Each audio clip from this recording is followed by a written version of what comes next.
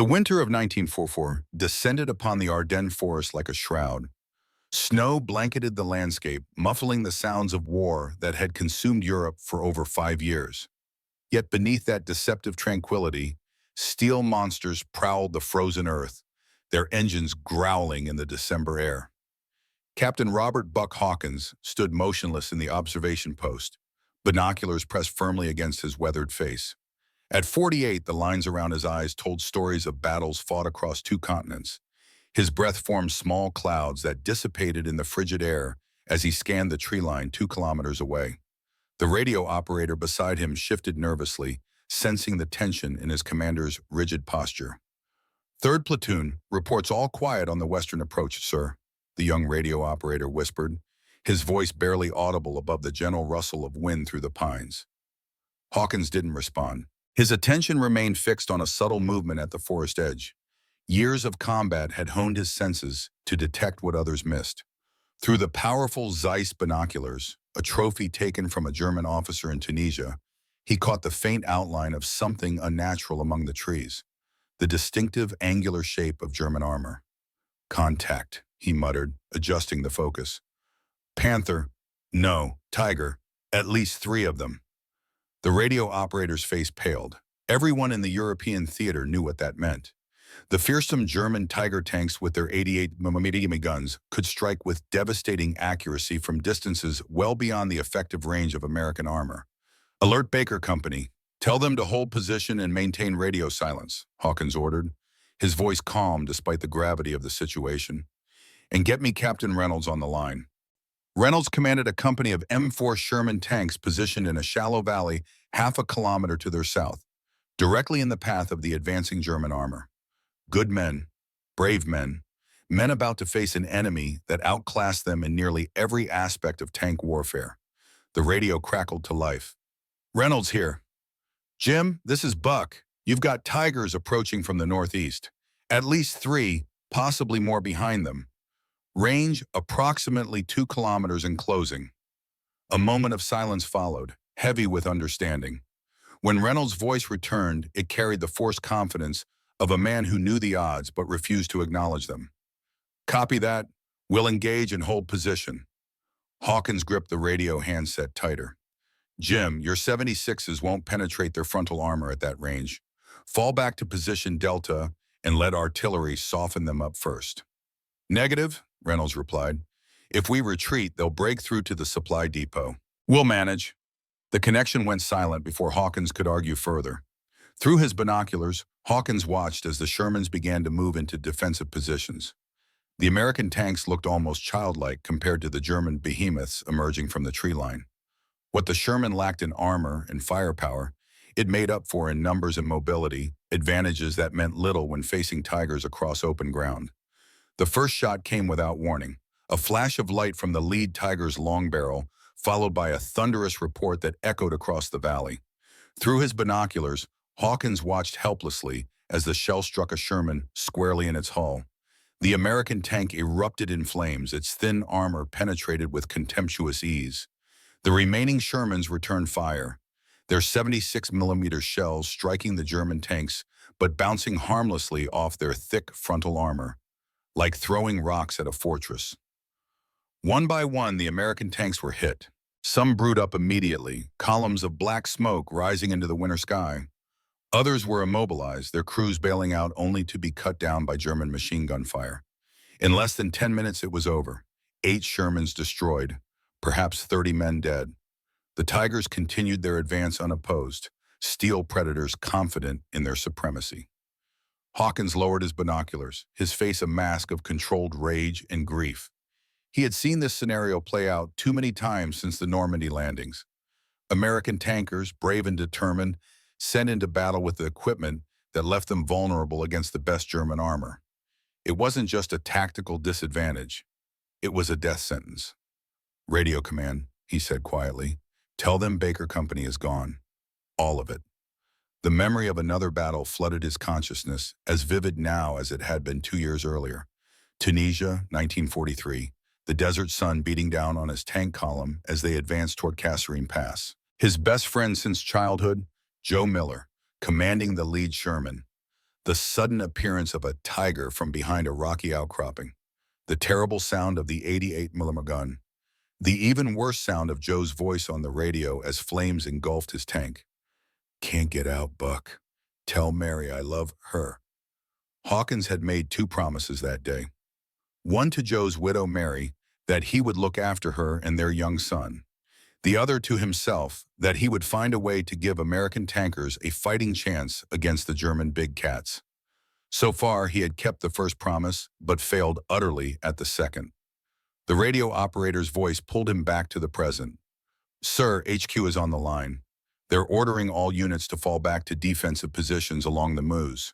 Hawkins nodded, his mind already calculating the strategic implications.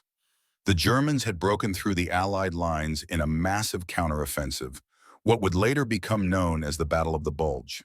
American forces were being pushed back across a broad front, and still they had no effective answer to the German heavy tanks. "Pack it up," he ordered. "We're moving out." As they made their way back to the command post, the sky darkened with the approach of evening and heavy snow clouds. The temperature dropped further, but Hawkins barely noticed the cold. His thoughts were consumed by the images of burning Shermans and the men who died inside them. Men under his command. Men he had failed to protect. At the command post, chaos reigned. Officers shouted orders as soldiers hurried to secure equipment and prepare for evacuation. A young lieutenant approached Hawkins, saluting hastily. "Captain Hawkins, message from division. You're to report to headquarters immediately. Transport is waiting." Hawkins frowned. Now we're in the middle of a German offensive. "Yes, sir. Priority orders. They said to tell you it's about Project Wolverine." The name meant nothing to Hawkins, but the urgency was clear. With reluctance, he handed command of his remaining forces to his executive officer and made his way to the waiting jeep. As they drove through the darkness toward the divisional headquarters, artillery illuminated the night sky in brief, violent flashes. The sound of distant explosions provided a constant backdrop to the vehicle's engine. The driver, a young private who couldn't be more than 19, kept glancing nervously at the sky. "Germans are throwing everything at us, sir. Word is they've broken through in several places." Hawkins nodded but said nothing. His mind was still with the men he'd left behind and those he'd watched die hours earlier. Whatever Project Wolverine was, it had better be damned important to pull a combat officer from the front during the largest German offensive since 1940. At divisional headquarters, Hawkins was immediately ushered into a secure room where a stern-faced colonel waited. The officer didn't stand when Hawkins entered, merely gesturing to a chair across from his desk. "Captain Hawkins, I'm Colonel Davis. What I'm about to tell you is classified at the highest level." Hawkins remained standing. "With all due respect, sir, my men are fighting for their lives out there. I'd prefer to get to the point." The colonel's expression didn't change. "The point, Captain, is that you're being reassigned, effective immediately. You're to report to Aberdeen Proving Ground in Maryland." "Aberdeen? That's back in the States." "Yes, you leave for England tonight, then onward to the United States. Your orders." The colonel pushed a sealed envelope across the desk. Hawkins made no move to take it. "Sir, we're in the middle of the biggest German offensive in years. My men need me here." "Your men will be reassigned. This comes directly from General Eisenhower's staff. It seems your experience with German armor has been noticed in high places." Hawkins finally took the envelope, breaking the seal to scan its contents. The orders were vague, mentioning only that he was being assigned to a special weapons development program under the direct authority of the War Department. "What is this really about, Colonel?" Davis leaned forward slightly. "The word from above is that we're losing too many tanks and too many good men. They want someone with first-hand experience against Panthers and Tigers to consult on a new weapon system. Someone who's seen what works and what doesn't." Your name came up. Hawkins thought of the burning Shermans he'd witnessed that morning, of Joe Miller in Tunisia, of countless other good men sent into battle with inadequate equipment. "When do I leave?" "Now, there's a staff car waiting to take you to the airfield. A plane is standing by." Within hours, Hawkins found himself aboard a C-47 transport aircraft bound for England. As the plane lifted off from the hastily cleared runway, he caught a final glimpse of the battlefield below. Artillery flashes dotted the landscape like fireflies, each one representing destruction and death. Somewhere down there, American tankers were still facing the German big cats with their undergunned, under-armored Shermans. Whatever this new assignment was, Hawkins silently vowed to ensure it would give those men a fighting chance. The journey to Aberdeen Proving Ground took 4 days, including a stopover in England and a long flight across the Atlantic. Throughout the trip, Hawkins had little to do but reflect on what he had witnessed in Europe and what possible solution the brass might be working on back home.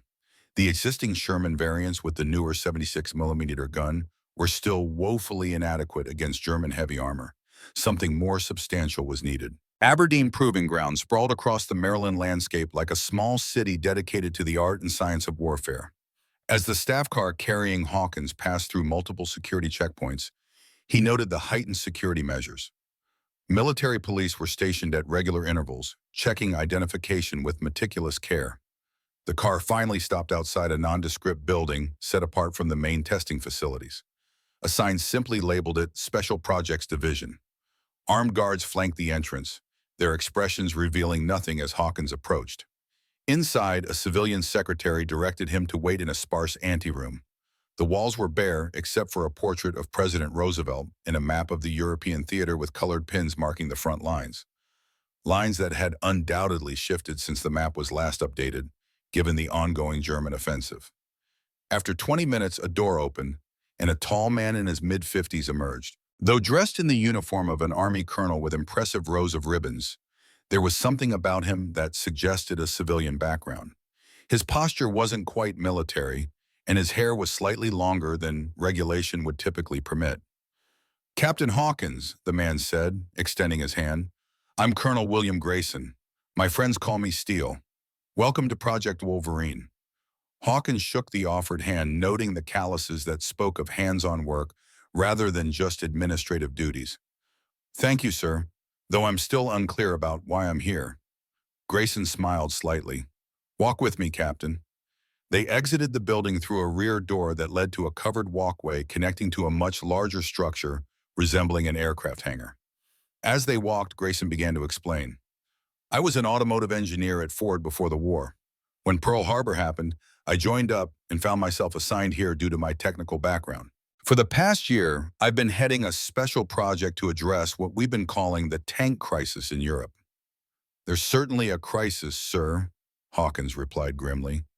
"Our boys are being slaughtered by Panthers and Tigers. The Sherman's a decent vehicle in many ways, but against German heavy armor, it's outclassed." Grayson nodded. "Exactly. The reports from the field have been sobering, but here's our problem, Captain. Developing an entirely new heavy tank to match the Germans would take years we don't have. Tooling up factories, training crews, establishing supply chains, it's simply not feasible in the time frame we're dealing with." They reached the hangar doors, where more armed guards stood at attention. Grayson produced an ID card, and the guard stepped aside, opening the massive doors just enough to allow the two men to enter. Inside, Hawkins came to an abrupt halt, his eyes widening at what stood before him. In the center of the vast space was what appeared to be a modified Sherman chassis, but mounted with a completely new turret housing a much larger gun than any Sherman he'd seen. "Captain Hawkins," Grayson said with undisguised pride, "meet the M36 tank destroyer, or as some of the boys have been calling it, the Jackson." Hawkins approached the vehicle slowly, his experienced eye taking in every detail. The chassis was familiar, an M10 tank destroyer base, itself a modification of the Sherman design. But the turret was entirely new, with a massive 90mm gun that dwarfed the Sherman's standard armament. Most striking was the open top of the turret. No protective roof covered the fighting compartment. "90mm gun," Grayson explained, noting Hawkins' focus.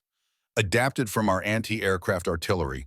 Initial ballistic tests show it can penetrate a Panther's frontal armor at over 1,000 yards, and a Tiger's at combat ranges under the right conditions." Hawkins circled the vehicle, running his hand along its hull. "The chassis is still Sherman-based. Same armor, profile, and thickness?" "Yes, but that's by design. We're not trying to out-armor the Germans. We're looking to outgun them. Hit them before they can hit us." Hawkins pointed to the open turret. "No roof. That leaves the crew exposed to artillery fragments, strafing aircraft, even small arms fire from elevated positions. It reduces weight, improves situational awareness, and makes the vehicle more stable due to a lower center of gravity, Grayson countered. It's a trade-off we deemed acceptable, given the urgent need to get these into production. Hawkins climbed onto the vehicle, peering into the fighting compartment. The interior was cramped but efficiently organized, with a massive breech of the 90mm dominating the space. He could see how a well-trained crew might operate effectively within the confined area. But his mind kept returning to the open top and what that meant for crew survival in the chaos of battle. "How many have you built?" he asked, jumping back down to the concrete floor. "This is the first production model," Grayson replied. "We have 10 more in various stages of assembly. Once full production begins, we're aiming for 100 units per month." Hawkins nodded, still examining the vehicle. "The gun is impressive. What's the ammunition situation?" "Standard armor-piercing rounds for now, with high explosive for soft targets. We're also developing a specialized high-velocity armor-piercing round, but there are complications with that program." Before Hawkins could inquire further, the hangar doors opened again, and a woman in an army uniform entered. Hawkins was momentarily surprised. Female officers were still uncommon enough in forward areas to be notable, though he knew many served in support and administrative roles stateside. "Ah, Lieutenant Winters," Grayson called out. "Perfect timing. Captain Hawkins, this is Lieutenant Claire Winters, our ammunition specialist." Lieutenant Captain Robert Hawkins recently arrived from the European theater. Winters approached and offered a crisp salute, which Hawkins returned. She appeared to be in her mid-30s, with intelligent eyes that immediately assessed Hawkins with professional interest. Her uniform was immaculate, and the technical services insignia on her collar indicated her specialized role. "Captain, I've read your after-action reports on engagements with German armor. Very thorough analysis." Her voice carried the refined accent of someone well-educated, possibly from the Northeast. "Thank you, Lieutenant, though I'd prefer fewer opportunities to write such reports." A hint of a smile crossed her face. "Understood, Captain. That's precisely why we're here." Grayson gestured toward a door at the far end of the hangar. "Let's continue this discussion in the project office. There's much more to cover, and I'd like to introduce you to the rest of the team." As they walked, Hawkins noted several workbenches with various components laid out: gun breeches, elevation mechanisms, and what appeared to be experimental ammunition designs. This was clearly more than just an assembly facility. It was an active development workshop where the M36 was still being refined. The project office was a large room dominated by a central table covered with technical drawings, maps, and what Hawkins recognized as after-action reports from tank engagements in Europe. Around the table stood 3 men, deep in discussion over one of the blueprints. They looked up as Grayson entered with Hawkins and Winters. "Gentlemen," Grayson announced, "this is Captain Robert Hawkins, our new tactical advisor from the European theater. Captain, meet your team." The oldest of the 3 stepped forward first. A man in his early 40s with the weathered face of someone who had spent considerable time outdoors. He wore sergeant's stripes and walked with a slight limp. "Mike Rodriguez," he introduced himself, shaking Hawkins' hand firmly. "Former Hellcat gunner, now testing the targeting systems for this beast. Most folks call me Doc." He earned that nickname by being able to operate on German tanks at 1,000 yards with the 76mm, Grayson explained. "Imagine what he can do with the 90. The second man was younger, perhaps in his mid-20s, with visible burn scars on the left side of his face extending down his neck and disappearing beneath his uniform collar. Despite his injuries, he moved with confidence as he approached. "Sergeant Thomas Anderson, sir, tank mechanic and mobility specialist. Everyone calls me Tommy." His handshake was powerful, his eyes direct and unflinching. The third man remained slightly apart, his expression reserved. He appeared to be around 40, with a lean build that suggested an athlete rather than a soldier. "Jack Wilson," he said simply when Hawkins' attention turned to him. "Driver." His laconic introduction belied the expert driver's badges visible on his uniform. "Wilson used to race cars professionally before the war," Grayson added. "Now he's helping us ensure the M36 can keep pace with our tactical requirements." Hawkins nodded to each man in turn, quickly assessing the team: a gunner, a mechanic, a driver, an ammunition specialist, and an overall project lead. A small group, but one with specific expertise in each critical area of tank development. Now that introductions are complete, Grayson continued, let's discuss why you're here, Captain. We've developed what we believe is a viable answer to the German heavy tanks, but we need someone who has faced them directly to help us refine the design and deployment strategy. Your experience against Panthers and Tigers makes you uniquely qualified. With respect, Colonel, Hawkins replied, I'm a field officer, not a tank designer. Precisely why we need you, Grayson said. The engineers and scientists have done their part. Now we need a combat veteran's perspective to ensure what looks good on paper works in the mud and blood of the battlefield. Hawkins glanced back toward the hangar where the M36 waited. You mentioned it complications with the ammunition program. Lieutenant Winters stepped forward. Yes, Captain. The standard armor-piercing rounds for the 90mm gun show good penetration characteristics against moderate armor, but against the frontal armor of a Panther or Tiger at longer ranges, the results are inconsistent. Meaning they bounce off, Hawkins translated bluntly. Sometimes, Winters admitted. We're developing a high-velocity armor-piercing round with a tungsten core that shows much more promise, but tungsten is in critically short supply. Most of the available stock is being directed toward the aircraft production and other high-priority programs. Hawkins absorbed this information, his expression darkening. So you've built a tank destroyer with a gun that can't reliably destroy the tanks it was designed to counter? A tense silence fell over the room. Grayson finally broke it, his tone measured. The standard ammunition is effective against all German medium tanks and can defeat heavy tanks under the right conditions. The enhanced ammunition is coming. It's just a matter of resource allocation and production scaling. Resource allocation, Hawkins repeated, unable to keep the bitterness from his voice. Tell that to the crews burning in their Shermans while they wait for the right resources to be allocated. Tommy Anderson's scarred face tightened with barely suppressed emotion. I was in one of those burning Shermans, sir. Near St. Lo. 3 of my crewmates never made it out. The revelation hung in the air, adding weight to Hawkins' words while simultaneously rebuking him for assuming he was the only one who understood the cost of inadequate equipment. I apologize, Sergeant, Hawkins said quietly. That was out of line. Anderson nodded once, accepting the apology without further comment. Grayson spread his hands on the table, leaning forward. Captain, we all understand the urgency. Every day this project is delayed means more American tankers die facing superior German armor. But we're working within constraints that can't simply be wished away. The M36 with standard ammunition is already better than anything else in our inventory against German heavy tanks. With the enhanced ammunition, it will be genuinely lethal. We need your help to make both happen as quickly as possible. Hawkins looked around at the faces watching him. Grayson's determined expression, Winters' analytical gaze, Rodriguez's quiet assessment, Anderson's scarred intensity, Wilson's detached observation. They were all committed to the project, each for their own reasons, but united in purpose. What exactly do you need from me? He asked finally. 3 things, Grayson replied promptly. First, your tactical insight into how German tanks operate and how our forces can best counter them. Second, your evaluation of the M36 design from a combat officer's perspective. What works, what doesn't, what needs to change. And third, once we begin production, your expertise in training the crews who will take these vehicles into battle. Hawkins considered this.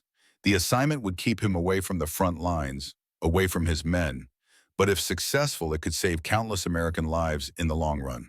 How long do we have? Grayson's expression grew grimmer. Intelligence suggests the Germans are accelerating production of both Panthers and Tigers, despite Allied bombing. Every week, more of them reach the front. We need to have the 1st Battalion of M36s operational in Europe within 3 months. 3 months? Hawkins couldn't hide his skepticism. To finalize the design, begin mass production, train crews, and ship them overseas? As I said, Captain, we're working under constraints. But yes, 3 months is our target. The first production run of hulls is already underway using modified M10 chassis. The turrets are being cast now. Assembly will begin within weeks. Hawkins turned to Lieutenant Winters. And the ammunition issue? I have several approaches in mind to address the tungsten shortage, she replied confidently. With the right support, We can have at least limited quantities of enhanced ammunition ready to ship with the first vehicles. Limited quantities, Hawkins noted, meaning each crew might have, what, 5 or 10 rounds of the good stuff? Initially, perhaps, Winters admitted, but production will scale up quickly once we secure the necessary materials. Hawkins fell silent, weighing his options. In reality, he had none. His orders assigned him to this project, and regardless of his personal reservations, he had a duty to contribute whatever he could to give American tankers a fighting chance against the German big cats. "All right," he said finally. "Where do we start?" Grayson smiled, clearly relieved. "We start with a proper demonstration. Tomorrow morning, 0800. We'll show you what the M36 can do and what it still needs to do better." The meeting concluded shortly thereafter, with arrangements made for Hawkins' accommodations on base. As the team dispersed, Lieutenant Winters lingered behind. "Captain, if you have time, I'd like to brief you more thoroughly on the ammunition development program. There are aspects I believe would benefit from your frontline perspective." Hawkins nodded. "Of course, Lieutenant. Lead the way." Winters guided him to a smaller adjacent laboratory where various shell casings, projectiles, and ballistic testing equipment were arranged in meticulous order. Charts on the walls displayed penetration data for different ammunition types against various armor thicknesses and angles. Once they were alone, Winters' formal demeanor softened slightly. "I wanted to speak with you privately, Captain. Colonel Grayson is an excellent engineer and project manager, but he hasn't seen what you've seen." "And what is it you think I've seen, Lieutenant?" "The reality of facing German heavy tanks with inadequate equipment." She gestured to a photograph pinned to a bulletin board, a Tiger tank captured intact in Tunisia. "The standard 90mm ammunition will perform better than the 76mm currently in service. But against frontal armor at combat ranges, particularly with a Panther's sloped glacis, it's still problematic." Hawkins studied the ballistic charts. "These tests show the standard AP round failing to penetrate Panther frontal armor beyond 600 yards at a 30-degree impact angle." "Exactly. And in real combat conditions, with dust, smoke, movement, and stress, achieving optimal impact angles is hardly guaranteed." Winters moved to another table where several projectile designs were displayed. "This is what I've been developing." She picked up what appeared to be a specialized armor-piercing round with a distinctly different profile from the standard shells. "High-velocity armor-piercing with a tungsten carbide core. Initial tests show it can penetrate Panther frontal armor at over 1,500 yards and Tiger armor at 1,000. Hawkins took the round, feeling its weight. "This would make a real difference." "Yes, but as I mentioned, tungsten is the bottleneck. The Army Air Forces have priority for their armor-piercing aircraft ammunition. The Navy wants it for their anti-ship projectiles. Everyone has a compelling case for why their need is most urgent." Hawkins placed the round back on the table carefully. "And where do tank destroyers fall in this hierarchy?" Winters' expression was answer enough. "That's where you might be able to help, Captain. Your recent combat experience, your first-hand accounts of what our tankers are facing, it could sway some decisions regarding resource allocation." Hawkins understood what she was suggesting. His testimony could potentially redirect some of the precious tungsten supply toward the M36 program. "I'll do what I can, Lieutenant, but I'm just a tank officer, not a procurement specialist or a politician. Sometimes the voice that matters most is the one that has seen the reality on the ground." Winters began gathering materials into a folder. "I've prepared a briefing document on the ammunition program. Review it when you have time. Tomorrow's demonstration will show you why this matters so much." As they left the laboratory, Hawkins found himself reevaluating Lieutenant Winters. Behind her professional exterior was a fierce determination and a keen strategic mind. She wasn't just developing ammunition, she was navigating the complex bureaucracy of wartime resource allocation to ensure her creations reached the battlefield. That evening, alone in his assigned quarters, Hawkins reviewed the materials Winters had provided. The technical specifications of the M36, the ballistic performance data of the 90mm gun with various ammunition types, the production timelines and logistics plans, all pointed to a weapon system with enormous potential but significant challenges to overcome. He thought again of the burning Shermans in the Ardennes, of Joe Miller in Tunisia, of countless other good men lost to the superior German armor. The M36 might not be a perfect solution, but if it could give American tank crews even a fighting chance against Panthers and Tigers, it would be worth every effort to get it into production as quickly as possible. Tomorrow's demonstration would reveal whether that chance was realistic or merely wishful thinking. The test range at Aberdeen sprawled across several acres of cleared ground, with various targets positioned at intervals from 500 to 2,000 yards. Dawn had barely broken when Hawkins arrived, finding Grayson and the team already preparing the M36 for the day's trials. The massive vehicle sat at the firing position, its 90mm gun gleaming in the early morning light. "Morning, Captain," Grayson called out as Hawkins approached. "Perfect conditions for a demonstration. Clear visibility, minimal wind."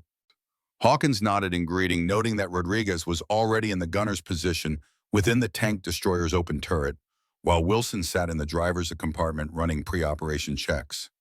Anderson moved around the vehicle with a clipboard, methodically inspecting every component before the test firing. Lieutenant Winters stood slightly apart, supervising the ammunition team as they prepared various shell types for the demonstration. She acknowledged Hawkins with a brief nod before returning to her task. "What's the program for today?" Hawkins asked Grayson. "3 phases," the colonel replied, consulting his own clipboard. "First, stationary firing at fixed targets with standard AP ammunition. Second, moving fire at stationary targets. Third, stationary firing with the experimental HVAP rounds Lieutenant Winters has been developing."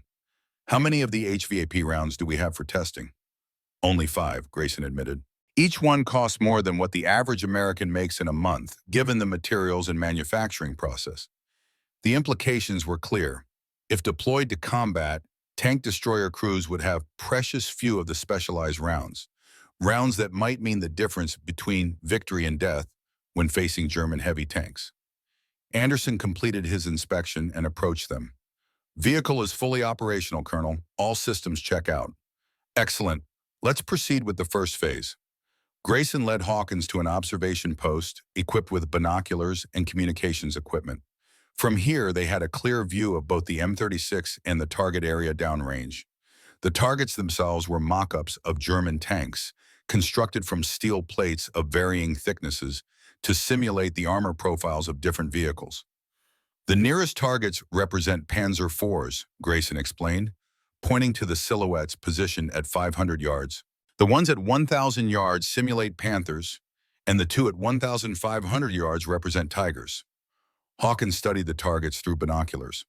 The mock-ups were crude but recognizable approximations of their real counterparts, with particular attention paid to turret design and hull angles. "The armor thicknesses are proportionally accurate?" he asked, "as close as we could make them with available materials.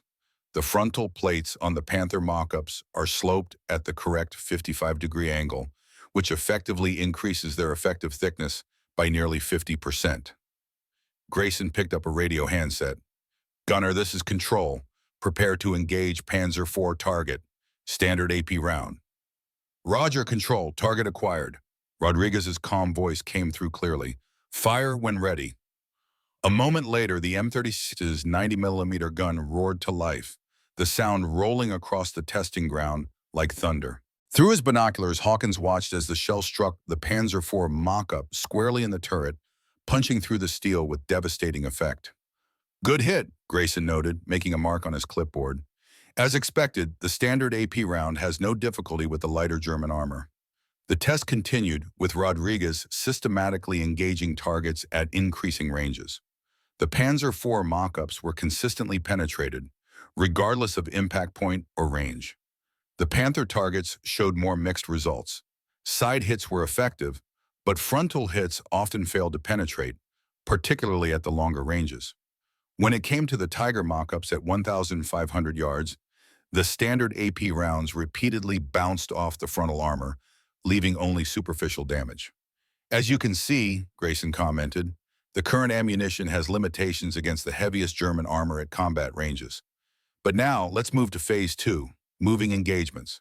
On command, Wilson started the M36's engine, and the vehicle began maneuvering across the test range in patterns that simulated combat movement. Despite the motion, Rodriguez managed to place his shots with remarkable accuracy, though the success rates against the heavier targets declined further. Hawkins watched with a critical eye, noting both the vehicle's mobility, superior to the German heavies but not exceptional, and the challenges of accurate fire while moving. The open turret allowed Rodriguez excellent visibility but would leave him dangerously exposed in actual combat. "Final phase," Grayson announced as the M36 returned to its starting position. "Lieutenant Winters, please authorize the HVAP ammunition." Winters approached the vehicle personally, carrying a specialized shell that looked similar to the standard rounds but with subtle differences in its profile. She handed it to the loader with visible care, then returned to the observation post. "This is our latest design," she explained to Hawkins. "Tungsten carbide core, ballistically optimized shape, improved propellant mix. In theory, it should penetrate any German armor at practical combat ranges." "In theory," Hawkins repeated. "We've conducted static penetration tests against armor plates, but this is only our third live fire test with the fully assembled round," she admitted. Grayson raised the radio again. "Gunner, target the Tiger mock-up at maximum range. HVAP round authorized." "Roger, control. Target acquired." The gun fired, its report seemingly louder than before, though Hawkins knew that was likely psychological rather than actual. Through the binoculars, he watched the shell strike the Tiger mock-up directly in the frontal armor and punch through cleanly, exiting the rear of the target with enough remaining energy to kick up a geyser of dirt 50 yards beyond. A moment of silence followed, broken finally by a whistle from Grayson. "That's what we've been working toward, Captain.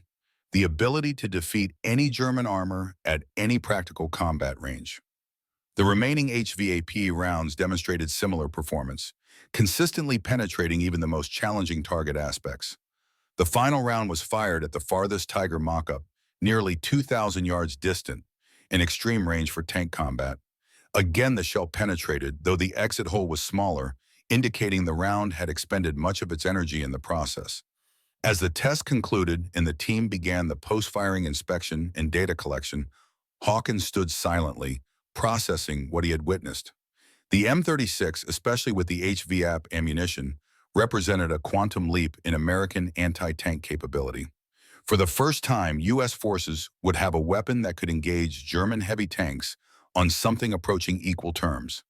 But significant questions remained. The open turret, the limited availability of the crucial HVAP rounds, the unchanged armor profile of the M10 Sherman chassis, which would remain vulnerable to German fire, the compressed timeline for production and deployment. Grayson approached, his expression expectant. "Your assessment, Captain?" Hawkins chose his words carefully. "The 90mm gun is impressive, particularly with the specialized ammunition, but I have serious concerns about the open turret design and the limited protection for the crew." "The open turret is a necessary trade-off." "Necessary for whom?" Hawkins interrupted, his voice hardening. "Not for the crew who will be exposed to artillery fragments, aircraft strafing, and sniper fire. Not for the gunner trying to operate in rain or snow with water filling his fighting compartment." Grayson's expression tightened. "The weight constraints of the chassis don't allow for a fully enclosed turret while maintaining the required elevation and depression angles for the 90mm gun. It's a matter of engineering reality, Captain, not preference. Engineering reality won't comfort the widows of the men killed because they had no protection from above." The tension between them was palpable. Two men with the same ultimate goal, but fundamentally different perspectives on how to achieve it. Grayson saw the problem through the lens of technical specifications and production efficiency. Hawkins saw it through the eyes of the men who would take these vehicles into combat. Lieutenant Winters stepped between them, her voice calm but authoritative. "Gentlemen, perhaps we can find a compromise. Captain Hawkins, what specific modifications would you recommend to improve crew protection without compromising the vehicle's primary mission?" The question diffused some of the tension, redirecting their energy toward problem-solving rather than confrontation. Hawkins took a breath, organizing his thoughts. "At minimum, we need armored shields that can be deployed over the fighting compartment when not actively engaging targets.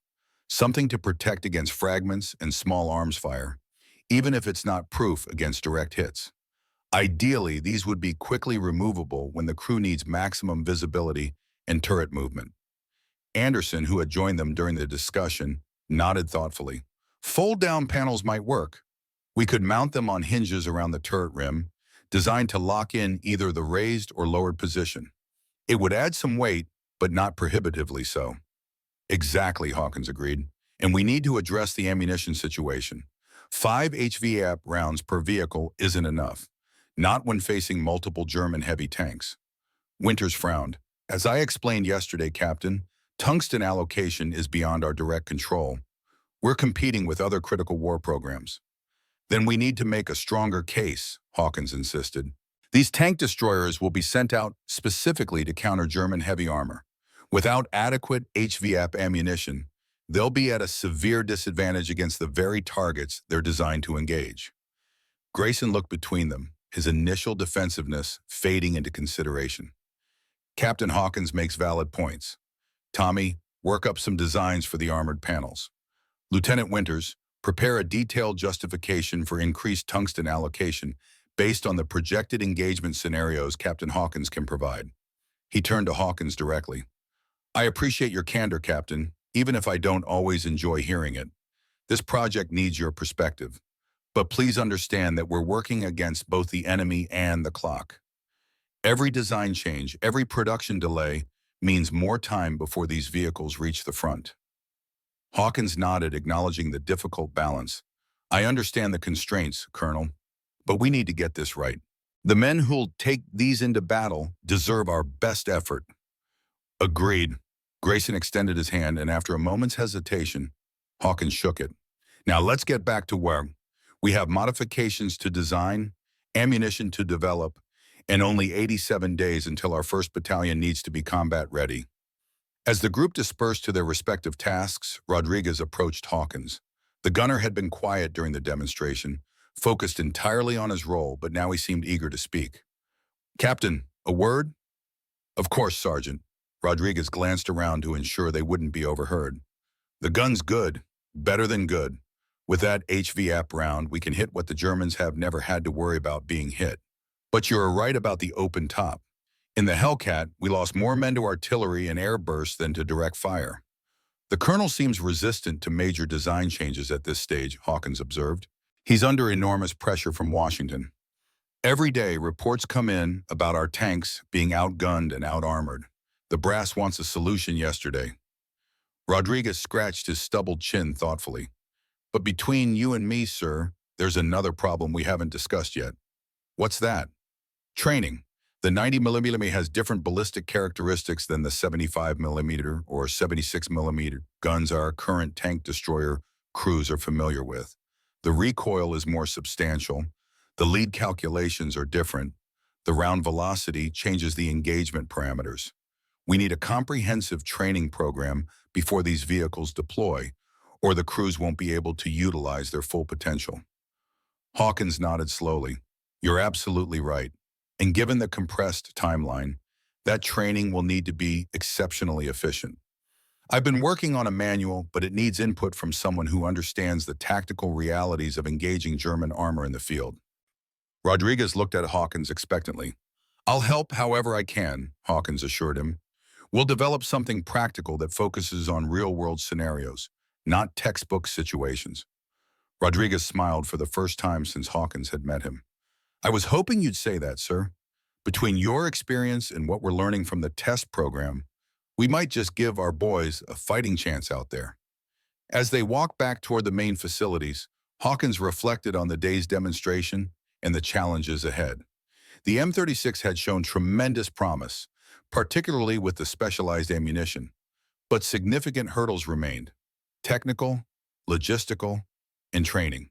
And looming over everything was the unforgiving deadline, driven by the urgent needs of the battlefield. Somewhere in Europe, American tank crews were still facing German Panthers and Tigers with inadequate weapons. Every day that passed meant more lives lost. The pressure was enormous, but so was the potential impact of getting it right. For the first time since his arrival at Aberdeen, Hawkins felt a sense of purpose. This wasn't just an assignment, it was a mission to save lives, the lives of men like those he had commanded, men like Joe Miller. He quickened his pace, newly determined. There was much to do, and precious little time to do it. The following week saw a flurry of activity as the M36 program accelerated toward its production deadline. Hawkins threw himself into the work with single-minded focus, drawing on his combat experience to refine every aspect of the vehicle's design and operational doctrine. Anderson's folding armor panels for the open turret progressed from sketches to prototype within days. The initial design proved too cumbersome, requiring too much time and effort to deploy in combat conditions. Hawkins insisted on simplifications until the panels could be raised or lowered in seconds by a single crew member. The final version added minimal weight while providing significant protection against the most common threats from above. Lieutenant Winters, meanwhile, battled the bureaucracy for increased tungsten allocation. She arranged for Hawkins to testify before a War Department committee, where his vivid descriptions of American tanks burning under German fire made a powerful impression. While they didn't secure everything they wanted, the allocation was doubled, enough to provide each M36 with 10 HVAP rounds instead of 5. Rodriguez and Hawkins collaborated on the training program, developing a comprehensive manual that covered everything from basic operation to advanced engagement tactics. They emphasized the M36's strengths, firepower, and maneuverability, while acknowledging its limitations in armor protection. The doctrine they established focused on engaging from concealed positions, striking at maximum range, then relocating before enemy counterfire could arrive. Throughout this period, tensions occasionally flared between Hawkins and Grayson. Their fundamental approaches remained different. Grayson, the engineer, focused on technical solutions and production efficiency. Hawkins, the combat officer, concerned with the crew survival and battlefield effectiveness. But over time, a grudging respect developed between them, each recognizing the value the other brought to the program. 1 month into the project, they received news that cast their work in an even more urgent light. The German offensive in the Ardennes had been contained, but at a terrible cost. American armor had suffered heavy losses, and reports indicated the Germans were deploying more Panthers to the Western Front, with rumors of new Tiger II heavy tanks appearing in limited numbers. The Tiger II has frontal armor nearly 6 inches thick, Grayson noted during an emergency briefing. Initial reports suggest even our 90mm gun might struggle to penetrate it at combat ranges. With standard AP ammunition, certainly, Winters agreed, but the HVAP round should still be effective, particularly against the turret face or at closer ranges. Hawkins studied the preliminary intelligence photos of the new German tank. It's even less maneuverable than the original Tiger, with the same weak points in the running gear and rear armor. Our tactics remain valid: void frontal engagement eyes when possible, target vulnerable areas, use terrain and mobility to our advantage. The news added pressure to an already tense situation. Production of the first batch of M36s was underway, but technical challenges continued to emerge. The recoil system for the 90mm gun proved problematic in sustained fire scenarios, requiring modifications. The ammunition stowage arrangement needed redesign to improve crew efficiency. Each change, while necessary, threatened the tight production schedule. 45 days into the program, Grayson called Hawkins to his office late in the evening. The colonel looked exhausted, with dark circles under his eyes, suggesting he hadn't slept properly in days. "I've just received updated orders from the War Department," Grayson said without preamble. "They want the 1st Battalion of M36s in Europe by the end of next month, not the end of March as originally planned. That's 2 weeks earlier than our already aggressive schedule." Hawkins frowned. "Is that even possible? Last I checked, we were barely on track for the original deadline." "It's possible if we make compromises." Grayson pushed a document across his desk. "They're suggesting we deploy the first units with the basic configuration, without the folding armor panels and with reduced HVAP ammunition loads." "That's unacceptable," Hawkins said flatly. "The armor panels are essential for crew protection, and without adequate HVAP rounds, these vehicles won't be able to fulfill their primary mission against German heavy tanks." "I agree," Grayson said, surprising Hawkins. "Which is why I wanted to discuss this with you before responding. We need a compelling argument for maintaining our original specifications, even if it means a slight delay in deployment." Hawkins studied the colonel with new respect. Despite their differences, Grayson was unwilling to compromise on features he now recognized as essential for crew survival and combat effectiveness. We make the case that deploying incomplete vehicles would be counterproductive, Hawkins suggested. Better to wait 2 additional weeks for fully capable tank destroyers than to rush inadequate ones into service. The crews would pay the price for our haste. Grayson nodded. I'll draft the response tonight. With your permission, I'd like to quote your assessment directly. Of course. As Hawkins turned to leave, Grayson spoke again. You know, Captain, when you first arrived, I saw you as something of an obstacle, a field officer who didn't understand the engineering and production realities we faced. Hawkins smiled slightly. And I saw you as a rear echelon officer who didn't understand the combat realities our tank crews face. We were both right in a way, and both wrong. Grayson leaned back and hit Dimir. This project is better for having both perspectives. The M36 is a more effective and survivable vehicle because of our disagreements. I never doubted your commitment, Colonel. Only your priorities. Fair enough. My priorities have evolved. Grayson gestured to a photograph on his desk that Hawkins hadn't noticed before. A young man in an army uniform, bearing a family resemblance to the colonel. My son, William, tank commander with the 2nd Armored Division. Currently somewhere in Belgium, facing those same German Panthers and Tigers we've been discussing. The revelation explained much about Grayson's dedication to the project, as well as his willingness to reconsider his approach as he came to understand the realities of tank warfare through Hawkins' eyes. This wasn't just an engineering challenge for him, it was deeply personal. We'll get these tank destroyers to the front as quickly as possible, Hawkins assured him, without compromising their effectiveness or crew safety. I appreciate that, Captain. More than I can express. 2 days later, their response was accepted by the War Department. The deployment date remained unchanged, with the understanding that all vehicles would include the enhanced protective features and ammunition loads specified in the revised design. As the program moved into its final phase, a new challenge emerged: crew selection and training. The 1st Battalion of M36s would require experienced tankers who could quickly adapt to the new vehicle and its unique capabilities. Hawkins found himself reviewing personnel files, identifying candidates from existing tank destroyer units who had demonstrated exceptional skill and adaptability. We need men who understand the difference between tanks and tank destroyers, he explained to Grayson. The M36 isn't meant to spearhead attacks or hold ground.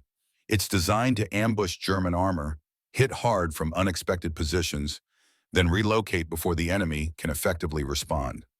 The final selection produced a roster of experienced sergeants and corporals, many with combat experience against German armor in North Africa, Italy, or France. These men would form the core of the 1st M36 Battalion, responsible not only for operating the vehicles themselves, but also for training others as production expanded.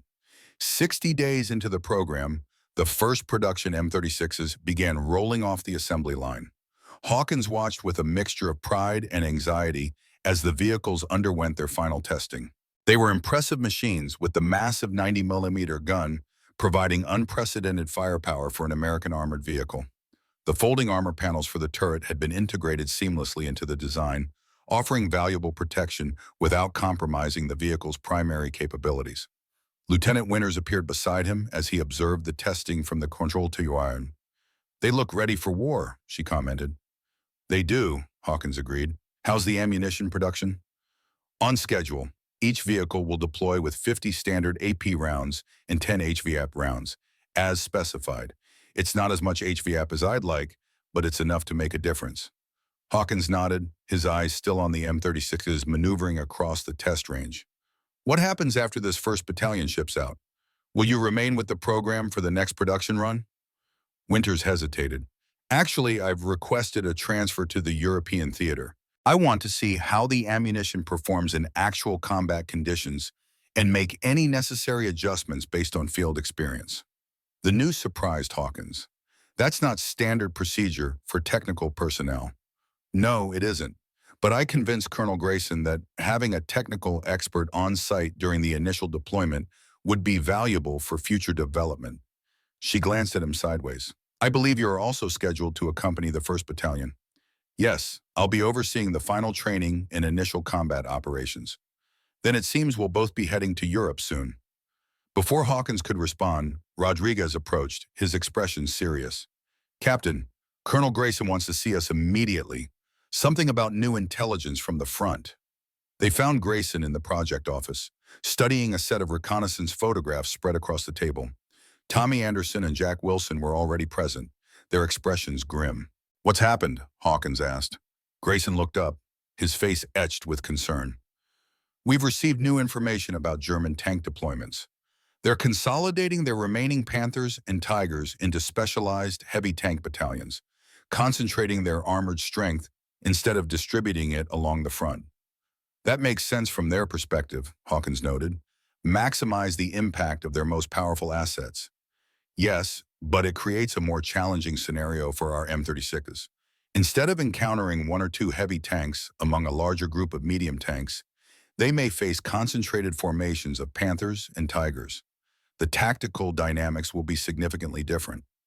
Hawkins studied the reconnaissance photos, which showed German armor assembling in assembly areas behind their lines. "This changes things. We need to adjust our training program and tactical doctrine to account for these concentrated formations." "Exactly why I called you here." Grayson gestured to the table. "We have 3 weeks until the first battalion ships out.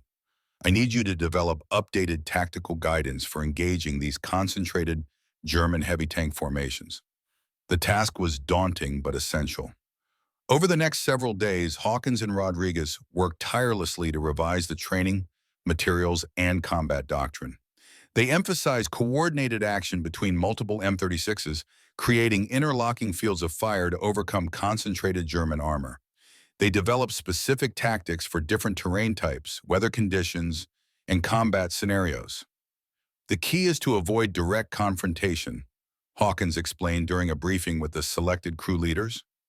"German heavy tanks are designed for frontal engagement.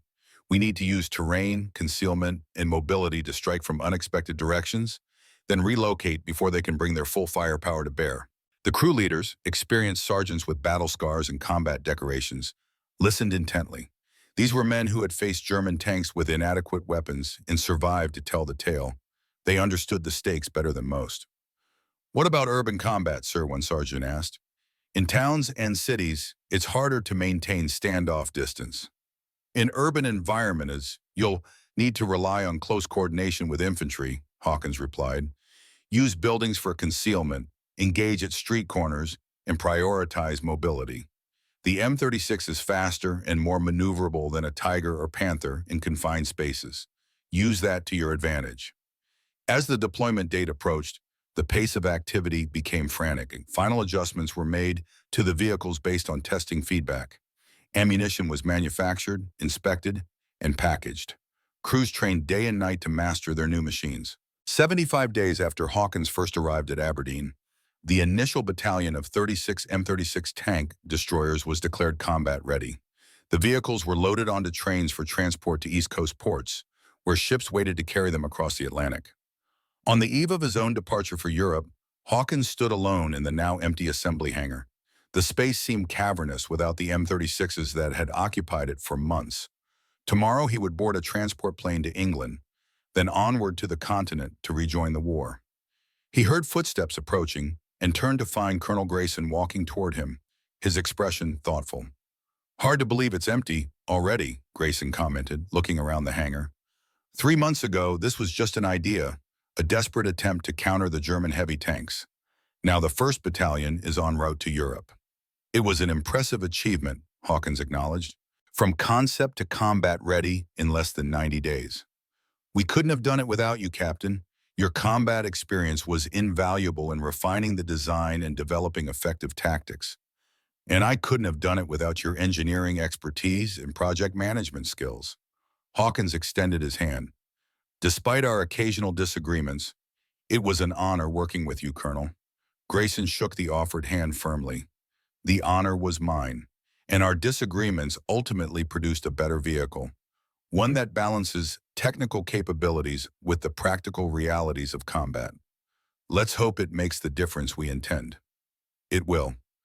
Grayson reached into his pocket and withdrew a small box, which he handed to Hawkins.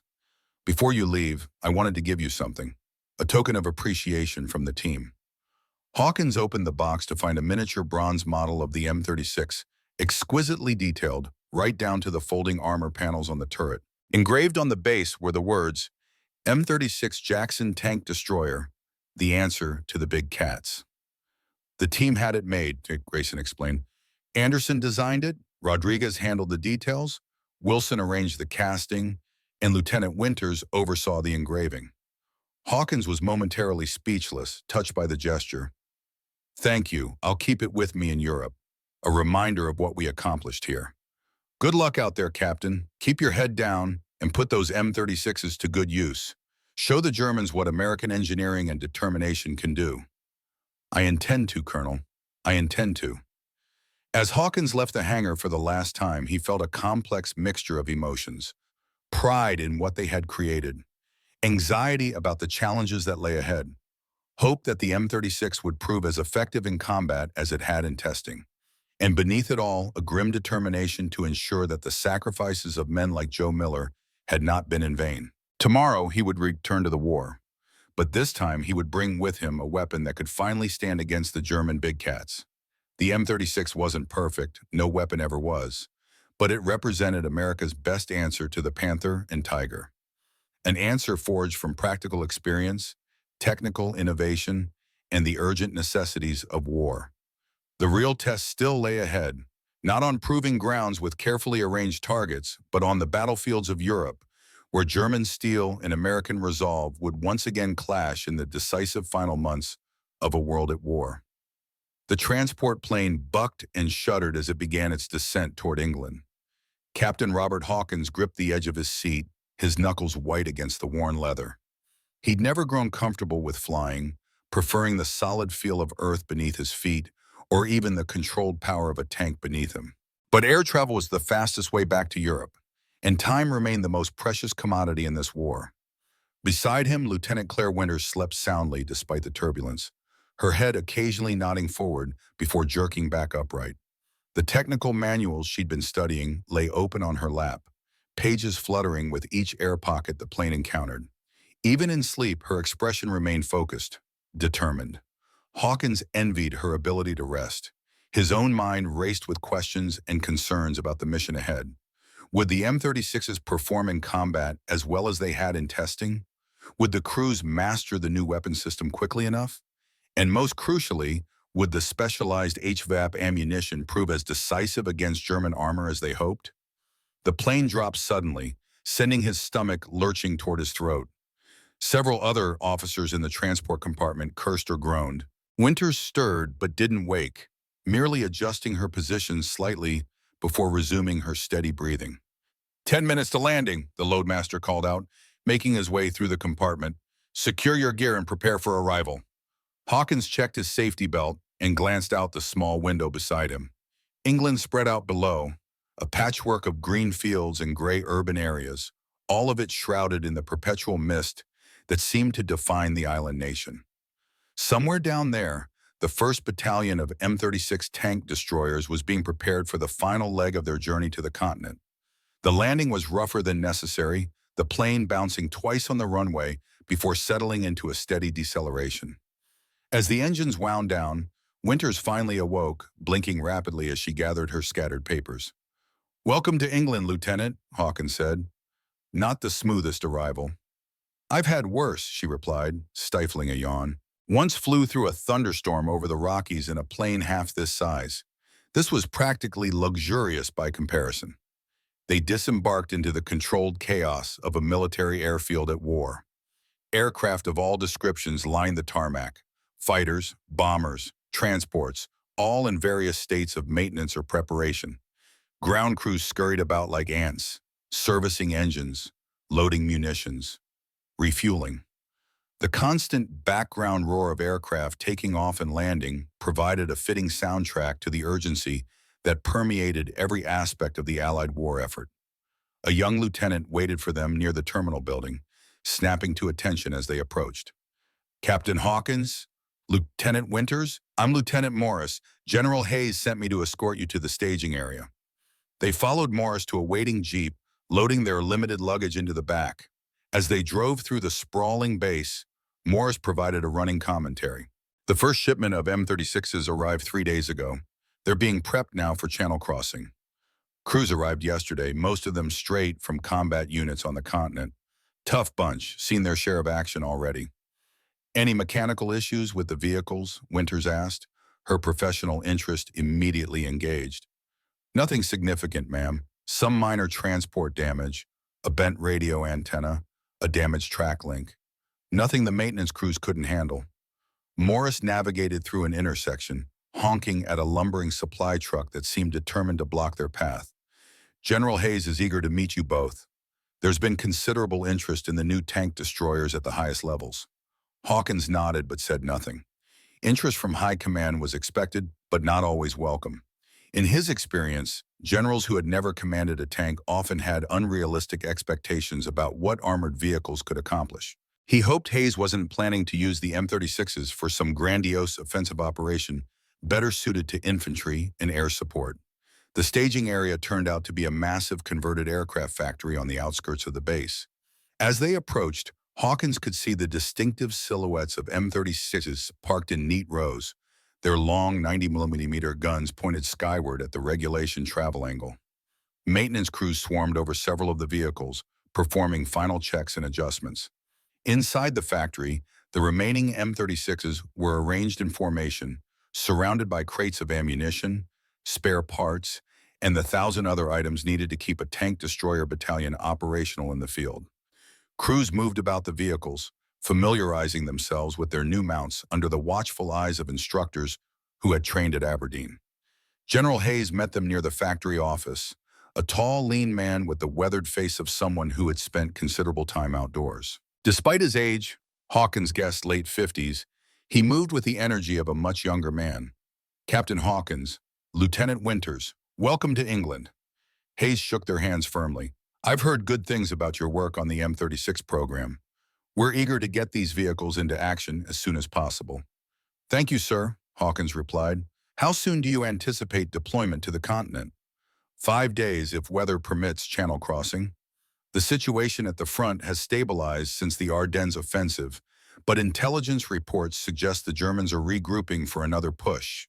We want these tank destroyers in position before that happens. Hawkins frowned. 5 days doesn't allow much time for crew familiarization and tactical training, General. Hayes's expression hardened slightly. Time is a luxury we don't have, Captain. The crews selected for this battalion are experienced tankers. They'll adapt quickly. He gestured toward the factory floor. I've arranged for you to meet with Major Lawrence, the battalion commander, and his company officers. They've been briefed on the M36's capabilities, but they'll benefit from your first-hand knowledge of the development process. Winters spoke up. Sir, I'd like to inspect the ammunition storage and handling procedures. The HVAP rounds in particular require specific protocols to maintain optimal performance. Of course, Lieutenant. Lieutenant Morris will show you to the ammunition storage area. Hayes turned back to Hawkins. Captain, if you'll come with me. As Winters departed with Morris, Hayes led Hawkins through the factory to a small conference room where several officers waited. Major Lawrence was immediately identifiable by his rank insignia and the natural deference the other officers showed him. A stocky, barrel-chested man with a neatly trimmed mustache and penetrating eyes that missed nothing. Captain Hawkins, this is Major Edward Lawrence, commanding officer of the 805th Tank Destroyer Battalion. Major Captain Hawkins is the tactical advisor who helped develop the M36. Lawrence extended his hand. Pleasure to meet you, Captain. My men have been admiring your new toy. Impressive piece of hardware, particularly that 90mm gun. It's not just the gun that makes the difference, Wager. It's how you employ it. Hawkins shook the offered hand, then greeted the company commanders. Captains Miller, Warren, and Schaefer, each responsible for a company of 12 M36s. Please bring the captain up to speed on your deployment plans, Hayes instructed before departing to attend to other matters. Lawrence waited until the general was out of earshot before speaking candidly. So, Captain Hawkins, tell us what these tank destroyers can really do, not the recruitment poster version. My men will be putting their lives on the line in these vehicles. What are we actually getting into? Hawkins appreciated the directness. The M36 is the most powerful anti-tank weapon in the American arsenal. The 90mm gun with standard AP ammunition can penetrate a Panther's turret face at 1,000 yards, and its side armor at considerably greater ranges. With the specialized HVAP rounds, it can defeat virtually any German armor at combat distances. And the limitations, Lawrence pressed. Every weapon system has them. The chassis is still Sherman-based, so the armor protection remains inadequate against German 75mm and 88mm guns, particularly at closer ranges. The open turret provides excellent visibility, but leaves the crew vulnerable to artillery airbursts, strafing aircraft, and elevated small arms fire. We've added folding armored panels that provide some protection, but they're not a complete solution. Lawrence nodded, his expression grave. And the tactical doctrine? How are we supposed to use these effectively? Not as tanks, Hawkins emphasized. The M36 is a tank destroyer designed to ambush German armor from prepared positions, engage at maximum range, then relocate before enemy counter-battery fire or flanking maneuvers can neutralize them. They're hunters, not brawlers. For the next hour, Hawkins briefed the officers on the M36's capabilities, limitations, and optimal employment tactics. He stressed the importance of terrain usage, the critical role of proper ammunition selection for different targets, and the need for coordinated action between multiple tank destroyers when facing concentrated German armor. The company commanders asked pointed questions, revealing both their experience and their concerns. Captain Miller was particularly focused on maintenance issues, Captain Warren on ammunition logistics, and Captain Schaefer on communication protocols between vehicles during combat. One final question, Lawrence said as the briefing concluded. These HVAP rounds, how many will we have? 10 per vehicle initially, with resupply scheduled based on combat expenditure. They're still in limited production due to tungsten shortages. Lawrence frowned. 10 rounds. That might be adequate for a single engagement against a couple of Panthers, but if we encounter a concentrated German armored formation, use them judiciously, Hawkins advised. Standard AP is effective against side and rear armor, as well as against Panzer IV from any aspect. Save the HVAP for frontal engagements against Panthers and Tigers at extended ranges. After the meeting, Lawrence invited Hawkins to tour the battalion area, where crews were continuing their familiarization with the new vehicles. The men worked with focused intensity, examining every aspect of the M36s, from the engine compartments to the gun breeches, from the radio systems to the ammunition storage racks. Good men, Lawrence commented as they observed a crew practicing loading drills with dummy rounds. Most have at least 6 months of combat experience. Some have been fighting since North Africa. They've all faced German armor and Shermans or earlier tank destroyers. They know what they're up against. That experience will be valuable, Hawkins agreed.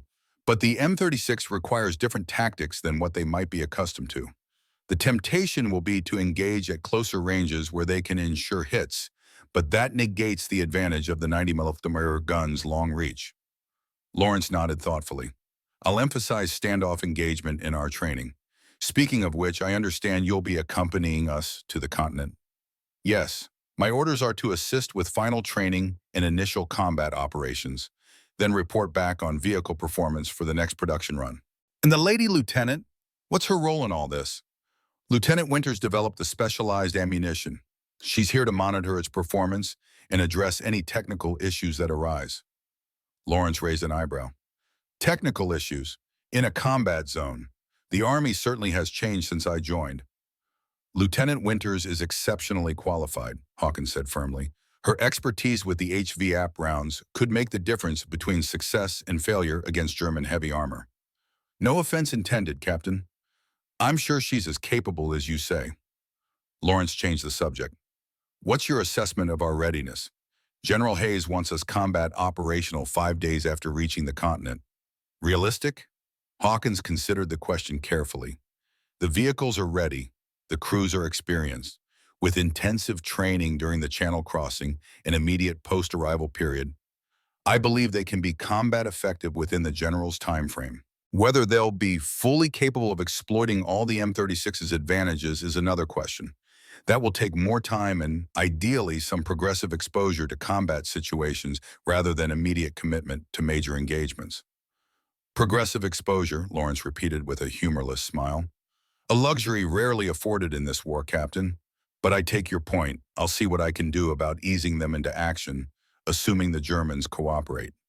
The following days passed in a blur of activity. Hawkins worked closely with the battalion officers and senior non-commissioned officers, conducting intensive training sessions on M36 tactics and capabilities. Lieutenant Winters supervised the final preparation and distribution of ammunition, paying particular attention to the precious HVAP rounds. On the fourth day, as the battalion prepared for movement to the channel ports, Winters found Hawkins in the factory office, reviewing maps of likely deployment areas. "Captain, we have a problem with the HVAP ammunition." Hawkins looked up from the maps, instantly alert. "What kind of problem?" "Quality control issues with the latest production batch. I've inspected the rounds personally, and approximately 20% show subtle defects in the tungsten cores. Not enough to cause catastrophic failure, but sufficient to potentially compromise ballistic performance." "Are they unsafe to use?" "No, just less effective. Instead of reliable penetration at 1,500 yards, affected rounds might fail to penetrate beyond 1,000. The problem is, we can't tell which rounds are compromised without disassembling them, which would render them unusable." Hawkins leaned back, processing the implications. "So 1 in 5 of our HVAP rounds might fail to penetrate at extended ranges, but we have no way to identify which ones." "Exactly. I've spoken with the production facility via secure communication. They're investigating the cause, but that doesn't help us now." Winters placed a folder on the desk. "I prepared a technical bulletin for the gunners, advising them to watch for certain performance characteristics during initial engagements and adjust their expectations accordingly." Hawkins opened the folder, scanning the technical document. It was thorough, precise, and completely incomprehensible to anyone without specialized ordnance training. "This needs translation into plain language for the crews," he said. "They need to know what to look for and how to adapt their tactics if they encounter performance issues." Winters nodded. "I was hoping you could help with that. My expertise is technical, not tactical. I'll handle it, but in the meantime, is there any way to increase our HVAP allocation to compensate for the potential duds? I've already requested an additional shipment from the newly established forward depot in France. If approved, it could reach us shortly after we arrive on the continent." "Good thinking, Lieutenant." As Winters turned to leave, Hawkins called after her.